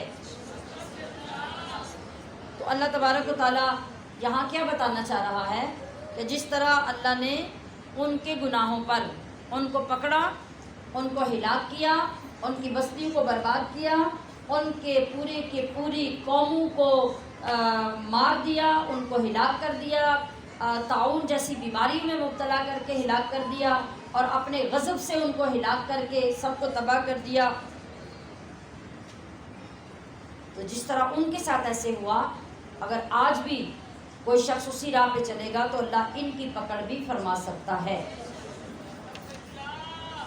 قل للذین کفروا، فرما دیجئے کافروں سے، ستغلبون، کہ ان قریب تم مغلوب ہو جاؤ گے، یعنی تم پہ کوئی غالب آ جائے گا، وتحشرون، اور ہانکے جاؤ گے تم، الی جہنم، دوزخ کی طرف، وبئس المہاد، اور وہ بہت ہی برا بچھونا ہے۔ یا بہت ہی برا ٹھکانہ ہے۔ یہ حضرت عبداللہ ابن عباس روایت کرتے ہیں کہ جب جنگ بدر میں نبی علیہ الصلوۃ والسلام نے کافروں کو شکست دی اور مدینہ طیبہ واپس آ گئے تو یہودی کہنے لگے کہ مسلمانوں نے قریش کے ساتھ جنگ لڑی ہے نا، تو قریش کو تو کوئی جنگ کے طریقے، جنگ کے ہنر، جنگ کے فن آتے ہی نہیں ہیں، اس لیے آسانی سے مسلمان ان کے اوپر غالب آ گئے ہیں اور جنگ جیت کے آ گئے ہیں۔ یہودی یعنی اکڑ میں بولے کہ یہ جنگ اگر مسلمانوں نے ہمارے ساتھ کی ہوتی نا تو پھر انہیں پتہ چلتا کہ لڑنے والے کیسے ہوتے ہیں، ہم انہیں بتاتے ہیں کہ یہ کیسے غالب آ سکتے ہیں۔ تو اب بد کردار اور بدبخت انسان کو کیا پتہ ہوتا ہے کہ اللہ کی مدد کسے کہتے ہیں۔ وہاں جو جنگ کے فنون تھے یا جنگ کے طریقے کار تھے ان کی تو بات ہی نہیں تھی کہ قریش مکہ کو جنگ لڑنا نہیں آتا تھا اور وہ بڑے ماہر نہیں تھے، تو اس لیے اگر وہ نہیں تھے تو یہ جو مسلمان آئے تھے مکہ سے یہ بھی تو وہیں سے آئے تھے نا، یہ بھی تو انہی کی قوموں کے لوگ تھے، تو انہوں نے کہاں سے تربیت حاصل کی؟ تو کہنے لگے کہ اگر یہ ہم سے لڑتے تو پتہ چلتا کہ لڑنے والے کیسے ہوتے ہیں۔ تو یہاں ان کی اس بات کی وجہ سے اللہ پاک نے گویا غیبی خبر دی ان کو کہ تم فکر نہ کرو، آج تم بڑے بڑھ چڑھ کے بول رہے ہو نا، تو بڑی جلدی وہ وقت آنے والا ہے کہ تم مغلوب ہو جاؤ گے، تم قتل بھی کر دیے جاؤ گے، تم گرفتار بھی کر دیے جاؤ گے، اور پھر تمہارے اوپر جزیہ بھی مقرر کیا جائے گا، اس کے بغیر تم مسلمانوں کی حکومت میں رہ بھی نہیں سکو گے، اور انجام کیا ہوگا؟ پھر اس سب کچھ کے آخر پہ تمہیں اس طرح دوزخ میں ہانک کر لے جایا جائے گا جیسے کوئی مال مویشی رکھنے والا بندہ اپنے مال مویشیوں کو ہانک کر لے جاتا ہے۔ تو اللہ کی غیب کی دی ہوئی یہ خبر سچ ثابت ہو گئی، اور کچھ وقت کے بعد وہ یہودی قتل بھی ہوئے، گرفتار بھی ہوئے، اور ان کے اوپر جزیہ بھی مقرر کیا گیا، اور اسی طرح آخرت میں قیامت میں بھی اللہ کی دی ہوئی خبر پوری ہو جائے گی۔ قد کان لکم، بے شک تھی تمہارے لیے نشانی،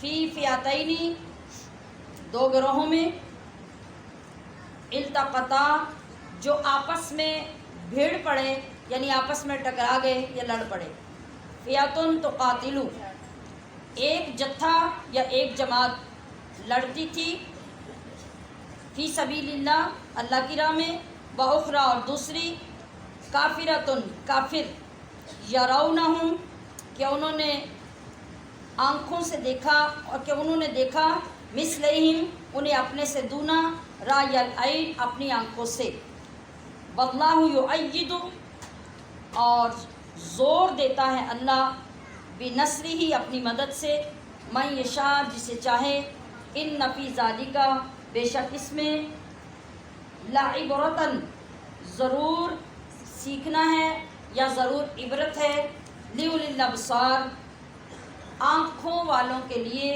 یا عقل رکھنے والوں کے لیے۔ یہ آیت بھی غزوہ بدر کے متعلق نازل ہوئی کہ اس میں یہاں یہودیوں یا پھر سارے کافروں یا پھر مسلمانوں یا جتنے لوگ پیچھے ذکر کیے گئے ان سب کو خطاب کیا جا رہا ہے کہ غزوہ بدر میں مسلمانوں اور کافروں سب کے لیے عبرت بھی تھی، نصیحت بھی تھی۔ کس طرح کہ غزوہ بدر جو کہ 17 رمضان کو ہوا تھا اور 2 ہجری تھی، دوسرا سال تھا ابھی مسلمانوں کو مدینہ میں آئے ہوئے، اور جمعہ کا دن تھا جس دن یہ غزوہ ہوا۔ کم و بیش 1000 کافر اس میں تھے، اور ان کے پاس ڈھیروں ڈھیر سامان تھا، جنگ کا بھی، کھانے پینے کا بھی، عیش و عشرت کا بھی، ناچ گانے کا بھی، جبکہ مقابلے میں مسلمان تھے کس حال میں؟ تعداد ان کی 313 تھی، اور بہت سے مسلمان ان میں بالکل خالی ہاتھ تھے، صرف 2 گھوڑے ان کے پاس تھے، 313 لوگوں میں سے 6 زر ہیں صرف جنگی لباس 6 بندوں کے پاس تھا، اور 313 میں سے ٹوٹل 8 بندوں کے پاس تلواریں تھیں، اور سواری کے لیے 313 لوگوں کے پاس صرف 70 اونٹ تھے۔ آپ ذرا یہ نقشہ اپنے تصور میں لائیے، اور دوسری طرف اسلحے سے لیس کافر، اور 3 گنا زیادہ تعداد، 3 گنا سے بھی زیادہ، اور ہر طرح کا کھانا پینا، عیش و عشرت، اسلحہ، تیر، تلوار، بھالے، سب کچھ بے شمار ہے۔ اور ادھر کیا صورتحال ہے یہ آپ نے سن لی۔ اس کے باوجود اللہ نے شاندار اور عظیم الشان فتح مسلمانوں کو عطا اور کافروں کو کھلی فاش شکست دی، اور بڑے بڑے سردار پہلی جنگ میں قتل ہو گئے۔ تو یہ اللہ تعالیٰ کی نشانیوں میں سے کتنی بڑی نشانی ہے۔ تو وہاں پہ صورتحال ایسی تھی، ایک تو یہ کہ اللہ پاک نے اس جنگ میں فرشتے نازل کیے جو بہت بڑی بات تھی، اور دوسرا ہی کیا کہ مسلمان جب کافروں کو دیکھتے تھے نا، مسلمان جب کافروں کو دیکھتے تھے، کافر 3 گنا سے زیادہ تھے، مگر جب مسلمان ان کی طرف دیکھتے تو انہیں تھوڑے سے نظر آتے تھے۔ دیکھیے اللہ کی مدد کرنے کا طریقہ، وجہ کیا تھی کہ مسلمان گھبرا نہ جائیں،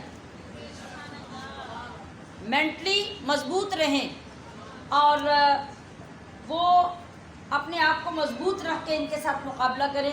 وہ جب بھی ان کے میدان کی طرف دیکھتے تو تھوڑے سے کافر ان کو نظر آتے، اور دوسری طرف کیا تھا، مسلمان صرف 313 تھے اور کافر اس قدر زیادہ، تو جب کافر مسلمانوں کے میدان کی طرف دیکھتے تو انہیں میدان بھرا ہوا نظر آتا۔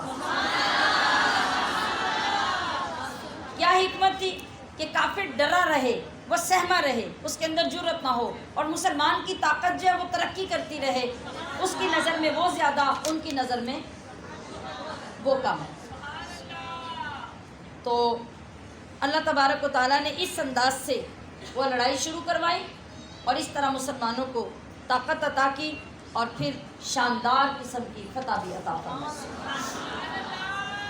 زُيِّنَ لِلنَّاسِ، آراستہ کی گئی لوگوں کے لیے، حب و محبت، الشہواتی، خواہشوں کی، من النساء، عورتیں، والبنین، اور بیٹے، والقناطیر المقنطرہ، اور اوپر تلے ڈھیروں کے ڈھیر، من الذہبی، سونے کے، والفضۃ، اور چاندی کے، والخیل المسومۃ، اور گھوڑے نشان کیے ہوئے، والانعام، اور چوپائے، والحرث، اور کھیتی، ذالکا، یہ سب کچھ کیا ہے، یہ متاع الحیات الدنیا، پونجی ہے یا متاع ہے یا سامان ہے اس جیتی زندگی کا یا جیتی دنیا کا۔ واللہ عندہ، اور اللہ ہے کہ جس کے پاس حسن المآب، بہترین ٹھکانہ ہے۔ کیا مطلب ہے کہ لوگوں کے لیے اس دنیا میں دنیا کی چیزوں کی محبت کو سجا سنوار کر ان کے دلوں میں رکھا گیا ہے۔ تو یہ ساری چیزیں ذکر کی گئیں، اولاد، بیٹے، مال، سونا، چاندی، باغات، شاندار سواریاں۔ اب آپ غور کریں، آپ خود فیصلہ کریں گے کہ ان چیزوں کی محبت لوگوں کے اندر کس طرح کوٹ کوٹ کے بھری ہوئی ہے۔ پچھلے کسی پروگرام میں میں نے کسی ایک خاتون کا ذکر کیا تھا کہ وہ ان کی بہو کسی بات کو بیان کرتے ہوئے کہنے لگی کہ ساس ہمیں باہر نہیں جانے دیتی۔ میں نے کہا کہ آپ ان کو بھی ساتھ لے جائیں، آخر وہ آپ کے شوہر کی والدہ ہیں، تو آپ انہیں بھی ساتھ لے جائیں۔ اگر وہ آپ کو نہیں لے جانے دیتی تو آپ سارے اکٹھے چلے جائیں، آپ کا مسئلہ حل ہو جائے، اختلاف ختم ہو جائے۔ تو وہ کہنے لگی کہ وہ باہر جانا تو دور کی بات ہے، وہ کسی بہن بھائی کے گھر میں بھی جا کے رات نہیں رکتی۔ میں نے کہا وجہ کیا ہے؟ کہتی ہیں کہ انہوں نے گھر اتنا خوبصورت بنایا ہے اور 24 گھنٹے اس گھر کے ساتھ لگی رہتی ہیں۔ کہتی ہیں کہ اگر میری موت بھی آ گئی تو میں پہلے صفائیاں کر کے مروں۔ یہ میں نے آپ کو آپ کے معاشرے میں سے بات سنائی ہے۔ تو ایسی کتنی مخلوق، کتنے لوگ اس طرح کے ہیں جو ساری زندگی ان چیزوں کی محبت میں برباد کر دیتے ہیں، نہ انہیں کبھی چیزیں دینے والا یاد آیا، نہ کبھی اپنا مالک و خالق یاد آیا۔ تو توبہ کرنی چاہیے ان چیزوں سے۔ یہ ساری چیزیں کیا ہیں؟ اللہ نے کیا فرمایا کہ ذالک متاع الحیات الدنیا، یہ صرف اس دنیا میں برتنے کے لیے آپ کو دیا گیا ہے۔ آپ دیکھیں نا، مثال کے طور پہ ابھی تو ہم میرج ہال میں بیٹھے ہیں اپنے اس دینی پروگرام کے لیے۔ جب آپ شادی پہ آتے ہیں یہاں، ہر ٹیبل مکمل تمام سامان کے ساتھ سجی ہوتی ہے نا؟ یا وہ اس لیے ہوتی ہے کہ تھیلے لے کے سارا کچھ بھر کے گھر لے جو؟ نہیں نا۔ آپ کو کراکری پسند آ جائے، آپ کو مطلب اس کے اندر رکھی ہوئی چیزیں ہیں، گلدان ہیں، برتن ہیں، سپونز ہیں۔ اب یہ مختلف میرج ہال میں بھی آپ دیکھ رہے ہیں بڑی شاندار قسم کی چیئرز وہ رکھی ہوئی ہیں جو ابھی نیو ماڈل سے آئی ہیں۔ تو آپ کیا کرتے ہیں؟ آپ کو ساری چیزیں اگر پسند آتی ہیں تو کیا آپ ان کو تھیلوں میں بھر کے گاڑی میں رکھ کے لے جاتے ہیں؟ عقل کام کرتی ہے نا کہ یہ صرف یہاں استعمال کے لیے ہیں۔ تو کاش کہ ہماری عقل یہ کام کرنے لگ جائے کہ اس دنیا میں جو کچھ بھی ہے وہ صرف برتنے کے لیے ہے، وہ صرف برتنے کے لیے۔ جس طرح ایک لمٹ ہے نا، 3 گھنٹے ٹائم ہے آپ کا میرج ہال میں، 3 گھنٹے یہاں بیٹھے ہوئے آپ یہاں صوفے استعمال کر سکتے ہیں، ٹیبل کر سکتے ہیں، اے سی کر سکتے ہیں، برتن استعمال کر سکتے ہیں، کھانے پینے کا جتنا سامان آپ کھا پی سکتے ہیں وہ لے سکتے ہیں، مگر ان میں سے کوئی چیزیں اٹھا کے آپ گھر نہیں لے جا سکتے، وہ آپ کے کام کی نہیں ہے، آپ کو اجازت نہیں۔ تو پھر وہ چیزیں جو صرف 3 گھنٹے کے لیے آپ کو دی گئی ہیں، تو کیا آپ ان سے محبت کر کے بیٹھ جائیں گے؟ آپ ضد لگا کے بیٹھ جائیں گے نہیں جی میرا تو اتنے دل لگ گیا میں نہیں جانا، اب مجھے تو ان چیزوں سے بڑی محبت ہوگی۔ تو ہماری ساری زندگی جو ہے نا، اور یہ دنیا یہ میرج ہال ہی ہے، اور اس میرج ہال دنیا کے میرج ہال میں جو ہمیں دیا گیا ہے وہ صرف برتنے کے لیے دیا گیا ہے کہ آپ ان کو برتیں اور بس ان سے سہولت حاصل کریں، اپنی ضروریات پوری کریں۔ یہ سب کا سب یہاں رہ جائے گا، آپ کا جب وعدہ آ جائے گا آپ کو خالی ہاتھ اٹھ کے جانا پڑے گا۔ تو جو چیز آپ ساتھ ہی نہیں لے جا سکتے، سوچئے ساری زندگی آپ زیورات سے محبت کرتے ہیں، آپ بازو پہ 6 کڑے ڈال کے رکھتے ہیں، 2 4 انگوٹھیاں پہن کے رکھتے ہیں، 2 3 سوراخ آپ نے کانوں میں کروائے ہوئے ہیں ماشاءاللہ سے،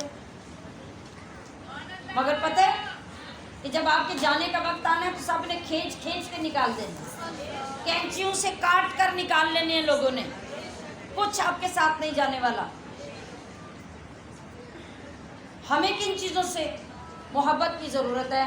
فرمایا کہ واللہ عندہ حسن المآب، کہ بہترین ٹھکانہ تمہارا اللہ کے ہاں ہے اور اس ٹھکانے کے لیے تمہیں بندوبست کرنا ہے۔ قل، آپ فرما دیجئے، او نبیکم، کیا میں تمہیں بتا دوں، بخیر من ذالکم، اس سے بہتر چیز، یعنی یہ جو کچھ پیچھے بیان ہوا، اے حبیب آپ ان لوگوں سے کہیے کہ میں تمہیں ان سب سے کوئی بہترین چیز بتاؤں جو محبت کے لائق ہے، جو پیار کرنے کے لائق ہے، جو نفع کے لائق ہے، وہ بتا دوں؟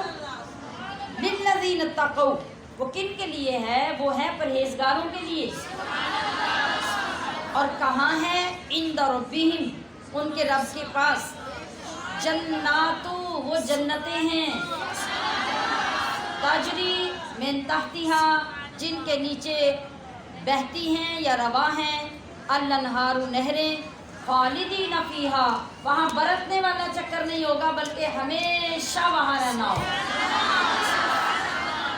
وازواج، اور وہاں بیویاں، مطہرات، ستھری، فرضوان، اور خوشنودی، من اللہ، اللہ کی، واللہ بصیر بالعباد، اور اللہ اپنے بندوں کو دیکھتا ہے۔ یہ لوگ جو ان چیزوں سے محبت کرتے ہیں ان کا طریقہ کار کیا ہوتا ہے؟ الذین یقولون، وہ پرہیزگار جو یہ کہتے ہیں، ربنا اننا، اے ہمارے رب، بے شک ہم، آمنا، ایمان لائے، فاغفر لنا، تو بخش دے یا معاف کر دے ہمارے ذنوبنا، ہمارے گناہ، وقنا، اور بچا لے ہمیں عذاب النار، دوزخ کے عذاب سے۔ سبحان اللہ، سبحان اللہ و بحمدہ. ذرا دیکھیے کہ اللہ نے کتنے دل نشیں اور کتنے حسین انداز میں دنیا کی چیزوں سے ہماری رغبت کم کروائی ہے اور جنت کے حسین نظارے ہماری آنکھوں میں بسائے ہیں. ان کو حاصل کرنے اور اللہ کی رضا پانے کی ترغیب اور دعوت ہمیں دی جا رہی ہے. یعنی مطلب یہ کہ اے حبیب، آپ ان لوگوں کو دنیا کی حقیقت اور اس کے فنا ہونے پر یقین دلا کر ان کو بتائیے کہ یہ جتنی چیزیں دنیا میں تمہیں پسند ہیں، جن کے ساتھ تمہیں عشق ہے، جن پہ تم اپنی جوانی، اپنی زندگی، اپنی محنتیں قربان کر دیتے ہو، ان سے بھی کوئی زیادہ اچھی چیز ہے میں تمہیں بتاؤں. دیکھیے انداز، دیکھیے جب آپ بتانے سے پہلے لوگوں کو متوجہ کرتے ہیں تو کیا ہوتا ہے، سننے والوں کے اندر شوق پیدا ہوتا ہے. تو یہ اللہ کا طریقہ ہے، اپنے محبوب کو سکھا رہا ہے کہ حبیب ذرا ان کو متوجہ کیجئے اور ان کو سسپینس میں رکھیے اور ان سے پوچھئے کہ میں تمہیں ان ساری دنیا کی شاندار دولتوں سے زیادہ کوئی افضل، اعلیٰ، قیمتی چیز نہ بتاؤں. ایسی بات سن کے آپ بھی تیار ہو جائیں گے نا سننے کے لیے. تو فرمایا کہ وہ کیا ہے، وہ اللہ کے قرب کا گھر ہے تمہارے لیے. آج تم 100 کتنے روپے کا 1 کلو دودھ لیتے ہو اور سارے گھر کو پانی ڈال ڈال کے چائے بنا کے دیتے ہو، مہینے کے بعد تمہارا بجٹ پورا نہیں ہوتا. ہاں 1 کلو دودھ لے کے. تو سنو ذرا دنیا سے محبت کرنے والوں، وہ جو گھر ہے نا اللہ کے قرب کا، وہاں دودھ کی نہریں بہتی ہیں. اور وہ دودھ تمہاری بھینسوں کا دودھ نہیں ہوگا، وہ جنت کا دودھ ہوگا. تو سوچو پھر تمہیں اس سے پیار کرنا چاہیے کہ نہیں. اور پھر آج کیمیکلز ملی چینی لے لے کے تم گھر میں رکھتے ہو اور وہ بھی مہینے بعد سوچ سوچ کے استعمال کرتے ہو کہ کتنی استعمال کریں، اس کے اندر کتنی بیماریاں ہوتی ہیں، اور تم اس کے بغیر کوئی چیز نہیں کھاتے. تو ذرا اللہ کے گھر کی طرف توجہ کرو، اس سے پیار کر کے دیکھو. وہاں کلو کے حساب سے، گرام کے حساب سے تمہیں شہد نہیں خریدنی پڑے گی، دودھ کی نہر کی طرح شہد کی بھی نہریں بہتی ہیں. سبحان اللہ. آج دنیا میں جو شراب تم بناتے ہو وہ شراب نشے پیدا کرتا ہے، مگر پاکیزہ، میٹھی، حلال، طیب، خوشبودار شراب کی نہریں بھی تمہاری جنتوں میں اللہ جاری فرماتا ہے. اور اس کے لیے تمہیں کہیں جانا نہیں پڑے گا.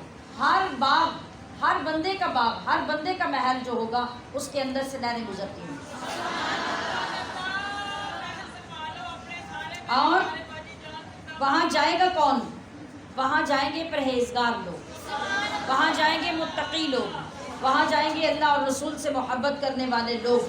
اور یہ سب کچھ تو وہاں تمہیں وافر دیا جائے گا. لیکن اے ایمان والو، ان ساری چیزوں پر جو اعلیٰ ترین نعمت ہے وہ ہے تمہارے رب کا قرب اور تمہارے رب کا دیدار جو تمہیں وہاں ہے. تو سنیے پھر آگے بیان کیا گیا پیچھے کہ اے اللہ، تو ہمارے دلوں سے، یہ جو متقی لوگ ہیں یہ سارا کچھ سننے کے بعد کیا کہتے ہیں؟ اللہ سے کہتے ہیں کہ یا اللہ، ہمارے دلوں سے دنیا اور دنیا کی محبت نکال کر اپنی محبت اور اپنے گھر کی محبت ڈال دے اور ہمیں دوزخ کے عذاب سے نجات عطا فرما. الصابرین، صبر والے، والصادقین، اور سچے، والقانتین، ادب والے، والمنفقین، اور خرچ کرنے والے، والمستغفرین، اور معافی مانگنے والے، بالاسحار، رات کے پچھلے پہر. یہ کون ہے؟ یہ متقین کی صفات ہیں. کہ متقی پہچاننے کے لیے کیا دیکھنا پڑے گا؟ کون متقی ہوگا؟ جو صابر ہوگا. کون متقی ہوگا؟ جو سچا ہوگا. کون متقی ہوگا؟ جو ادب والا ہوگا. کون متقی ہوگا؟ جو اللہ کی راہ میں دل کھول کے خرچ کرنے والا ہوگا. اور کون متقی ہوگا؟ جب ساری دنیا سوئی ہوگی وہ رات کو اٹھ کے رب سے بخشش مانگے. یہ ساری نعمتیں اللہ انہیں عطا فرمائے. شاہد اللہ، گواہی دی اللہ نے، انہو، کہ لا الہ، نہیں کوئی معبود، الا ہو، اس کے سوا، والملائکۃ اور فرشتوں نے، یعنی اللہ نے گواہی دی اور فرشتوں نے بھی گواہی دی، واولو العلم اور علم والوں نے، قائما قائم ہو کر، بالقسط انصاف سے، کس بات کی گواہی؟ لا الہ الا ہو، کہ اللہ کے سوا کوئی عبادت کے لائق نہیں، العزیز الحکیم، وہ عزت والا حکمت والا ہے۔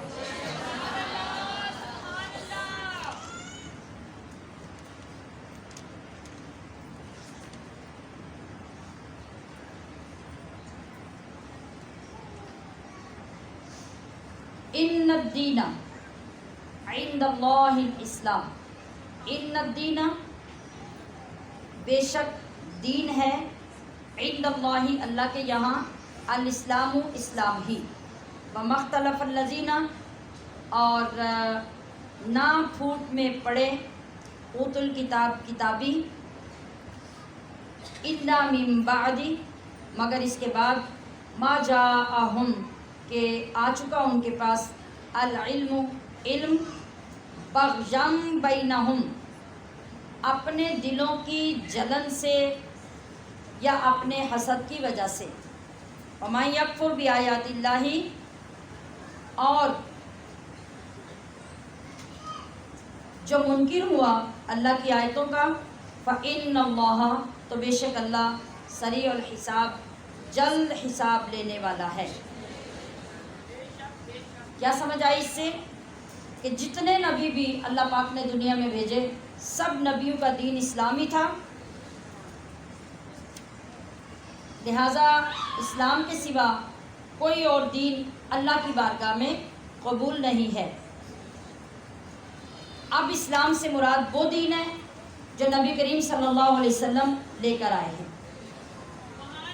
اللہ تعالیٰ نے تمام لوگوں کے لیے آپ کو رسول بنا کے بھیجا ہے، آپ کو آخری نبی بنایا ہے۔ اب نہ کوئی اس کے بعد کتاب آئے گی، نہ اس کے بعد کوئی نبی آئے گی۔ تو یہود و نصارہ کے بارے میں اگلے الفاظ آئے، یہ جو اہل کتاب تھے، انہوں نے اسلام کو چھوڑا، نبی علیہ الصلوۃ والسلام کی نبوت میں اختلاف کیا، اور اختلاف بھی کب کیا؟ جہالت کی وجہ سے نہیں کیا، اختلاف بھی کیا کہ ان کے پاس باقاعدہ علم تھا، ان کے پاس باقاعدہ دلائل تھے، ان کے پاس باقاعدہ نشانیاں تھیں، اور اپنی کتابوں میں اور خود مدینہ پاک میں آ کر اس مدینے کی نشانیاں بھی ان کی کتابوں کے اندر موجود تھیں، وہ بھی جب دیکھی تو وہ بھی ساری سچ تھی۔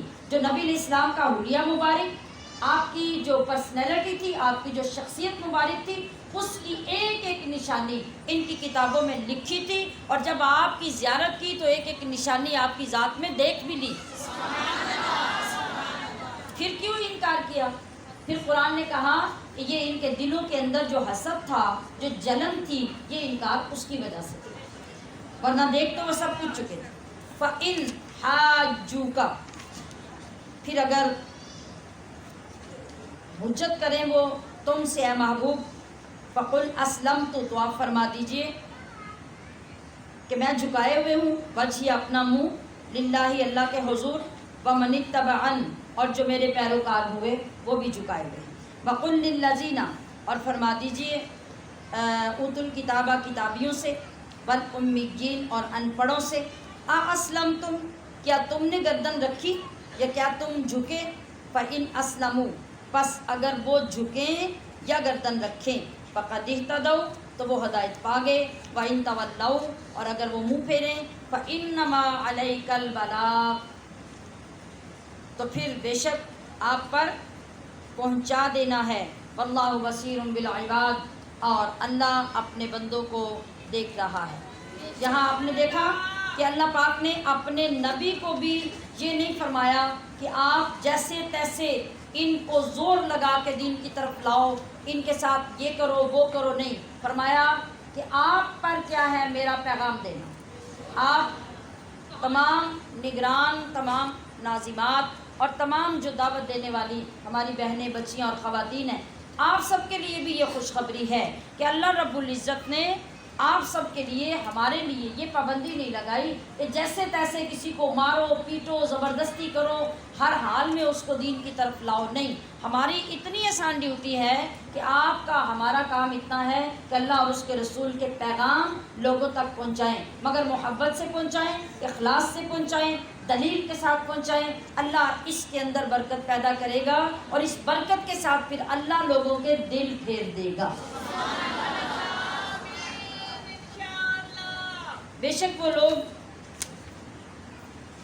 جو منکر ہوئے بیایات اللہ، اللہ کی آیتوں کے، ویقتلون اور شہید کرتے تھے النبیین پیغمبروں یا نبیوں کو، بغیر حق ناحق، ویقتلون اور وہ قتل کرتے الذین یامرون ان کو جو حکم دیتے انصاف کا، من الناس لوگوں میں سے یا ان لوگوں کو، فبشرہم تو خوشخبری دے دو انہیں، بعذاب علیم دردناک عذاب کی۔ دردناک عذاب کی بھی کبھی خوشخبری ہوئی ہے؟ عذاب کی خوشخبری ہوتی ہے؟ نہیں، تو پھر کیوں کہا؟ یہ خوشخبری کا لفظ ہم اس وقت استعمال کرتے ہیں جب اگلا بندہ اب بالکل انتقام اور سزا کے شکنجے میں کس دیا جاتا ہے اور اس کا سارا غرور خاک میں مل جاتا ہے، اب اسے کہا جاتا ہے کہ اب یہ تیرے لیے خوشخبری ہے۔ سمجھ آئی؟ اس انداز میں قرآن بھی یہاں فرما رہا ہے، اولئک الذین حبطت، یہ وہ لوگ ہیں کہ اکارت گئے یا برباد ہو گئے، اعمالہم جن کے عمل فی الدنیا والآخرہ دنیا اور آخرت میں، وما لہم اور نہیں ان کا من ناصرین کوئی مددگار، دنیا میں جو ایمان نہیں لائے گا اس کا یہی انجام ہو۔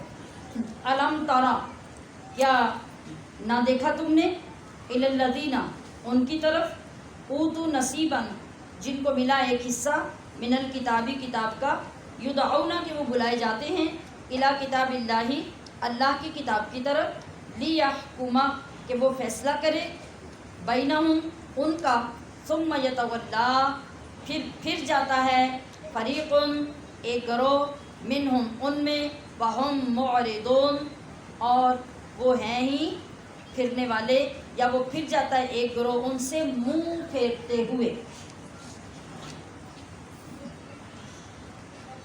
ذالک بانہم یہ اس لیے، قالو کہ وہ کہتے ہیں، لن تمسنا ہمیں ہرگز نہ چھوئے گی، النار آگ، الا ایاما معدودات مگر گنتی کے دن، وغرہم اور فریب دیا یا دھوکہ دیا انہیں، فی دینہم ان کے دین نے، ما کانوا یفترون اس وجہ سے کہ وہ جھوٹ باندھتے تھے۔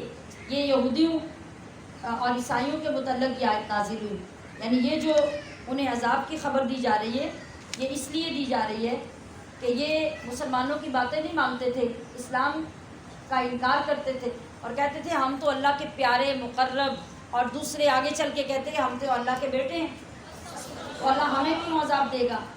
اگر مان بھی لیا جائے تمہاری بات کو اے مسلمانوں کہ ہمیں عذاب ہوگا تو بس اتنے دن ہوگا جتنے دن ہم نے وہ پیچھے ہمارے بڑوں نے بچڑا بنایا تھا، پڑھ چکے ہیں نا آپ اس کا پیچھے، وہ کتنے دن تھا، یا 7 دن یا 21 دن یا 40 دن، تو انہوں نے کہا کہ بس اتنے دن اگر عذاب ہوا تو ہوگا ورنہ وہ بھی نہیں ہوگا۔ تو یہاں اللہ تبارک و تعالیٰ ان کی وضاحت کر رہا ہے کہ وغرہم فی دینہم، یہ جس برے اور غلط اور باطل دین پہ چلے تھے ان کے دین نے ان کو دھوکہ دیا، اب ان کے یہ دعوے سب کے سب باطل ہوں گے اور انہیں پتہ کب چلے گا؟ اللہ فرما رہا ہے کہ ذرا سوچو کہ کیا منظر ہوگا، فکیفہ تو کیسی ہوگی، اذا جمعناہم جب ہم انہیں اکٹھا کریں گے، لیوم اس دن کے لیے، لا ریب فیہ جس میں کوئی شک نہیں، یعنی قیامت، ووفیت اور پوری دی جائے گی، کل نفس ہر جان کو، ما کسبت اس کی کمائی، وہم لا یظلمون اور ان پر ظلم نہیں ہوگا۔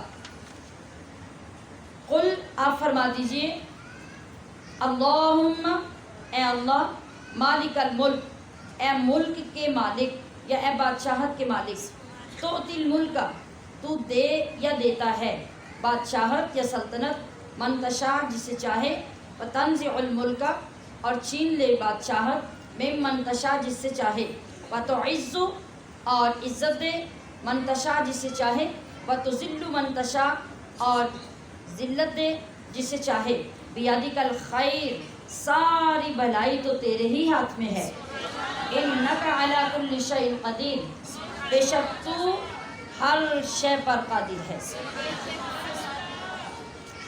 اب یہ جو آیت کریمہ ہے نا، یہ ابھی آپ نے جو پڑھی ہے قل اللہم، اور اس سے آگے جو میں پڑھنے لگی ہوں، تولج اللیل تو ڈالے رات کا کچھ حصہ فی النہاری دن میں، وتولج النہار اور تو ڈالے دن کا کچھ حصہ فی اللیل رات میں، وتخرج الحی اور تو نکالے زندہ کو من المیت مردہ سے، وتخرج المیت اور تو نکالے مردہ کو من الحی زندہ سے۔ یہ تیری شان ہے، یہ تیرا مقام ہے اور یہ تیری صفات ہے۔ یہ جو دو آیتیں ہیں، کوئی بندہ اگر قرض میں ڈوبا ہوا ہو، روزگار کا کوئی ذریعہ نہ بنتا ہو اور قرض اترنے کے لیے اسباب نہ پیدا ہوتے ہوں، تو ہر فرض نماز کے بعد ان دو آیتوں کو 5 مرتبہ اول آخر درود پاک پڑھ کے ان کو وظیفہ بنا لے مستقل طور پہ، تو آپ سے جوں یہ وظیفہ منسوب ہوتا جائے گا اور مانوس ہوتا جائے گا، اللہ پاک ان آیات کے صدقے آپ کے پہاڑوں جتنے قرض بھی اتارنے کے انتظام فرما دے۔ ڈالنے کا کیا مطلب ہے؟ یعنی کبھی دن بڑا تو کبھی رات چھوٹی، کبھی رات بڑی تو دن چھوٹا، اس طریقے سے کبھی اس کا حصہ اس میں اور کبھی اس کا حصہ اس میں۔ زندہ کو مردہ سے اور مردہ کو زندہ سے نکالنے کا کیا مطلب ہے؟ جیسے انسان جو بنتا ہے، انسان بے جان نطفے سے بنتا ہے، بے جان سے زندہ بنا دیا، اور پرندہ جب اللہ پیدا کرتا ہے یا کوئی جانور ہوتا ہے جو انڈے دینے والے جو پرندے ہیں، وہ بے روح انڈا ہوتا ہے اور بے جان انڈے سے اللہ زندہ چوزہ پیدا کر دیتا ہے۔ لا یتخذ المؤمنون نہ بنانے مومن الکافرین کافروں کو اولیاء دوست من دون المؤمنین مسلمانوں کے سوا۔ یہ پوری دنیا کے مسلمانوں کے لیے قاعدہ ہے کہ کبھی بھی بد مذہب، بے دین، کافر، مشرک کے ساتھ یہ سمجھ کے دوستی مت کرو کہ یہ تمہارا مخلص ہے۔ بعض اوقات تمہیں ظاہری طور پہ لگتا ہے کہ یہ تو میرا بڑا اچھا دوست ہے، یہ بڑا مخلص ہے، لیکن جس کو اللہ نے کہا کہ اس کو کبھی دوست نہ بناؤ، وہ کبھی تمہیں فائدہ نہیں دے سکتا۔ وَمَن يَفْعَلْ ذَلِكَ اور جو ایسا کرے، فَلَيْسَ مِنَ اللَّهِ تو نہ رہا اسے اللہ سے فی شیئن کوئی واسطہ یا کوئی تعلق، الا ان تتقوا مگر یہ کہ تم کچھ ڈرو، منہم ان سے، تقا ڈرنا، ویحذرکم اللہ اور ڈراتا ہے تمہیں اللہ، نفسہ اپنے غضب یا اپنے عذاب سے، وإلی اللہ المصیر اور اللہ ہی کی طرف پلٹ کر جانا ہے۔ قل ان تخفوا ما فی صدورکم تم فرما دو کہ اگر تم چھپاؤ جو کچھ تمہارے دل میں ہے، او تبدوہ یا اس کو ظاہر کرو، یعلمہ اللہ اللہ اس کو جانتا ہے۔ یعنی تمہارے کسی چیز کو ظاہر کرنے یا چھپانے سے کوئی فرق نہیں پڑتا، اللہ تو ہمیشہ ہر وقت ہر چیز کو جانتا ہے۔ واللہ علی کل شیء قدیر اور اللہ ہر شے پر قادر ہے۔ یوم تجد جس دن پائے گی کل نفس ہر جان ما عملت جو کچھ اس نے کام کیا ہوگا، من خیر اچھا، محترا حاضر، یعنی ہر جان اپنے اچھے کام کو حاضر پائے گی، وما عملت اور جو کیا ہوگا کام، من سوء برا، یعنی برا کام بھی اپنے سامنے قیامت میں پائے گی اور اچھا کام بھی اپنے سامنے قیامت میں پائے گی۔ تودو وہ امید کرے گی، لو ان بینہا کاش کے اس میں یعنی جان میں، وہ کہے گی کہ مجھ میں، وبینہ اور اس میں، یہ جو مجھے انجام نظر آ رہا ہے، امدم بعیدا دور کا فاصلہ ہوتا، یعنی آج اپنا انجام میں اپنی آنکھوں سے نہ دیکھیں۔ وَيُحَذِّرُكُمُ اللَّهُ نَفْسَهُ اور اللہ ڈراتا ہے تمہیں اپنے عذاب سے. واللہ رؤوف بالعباد.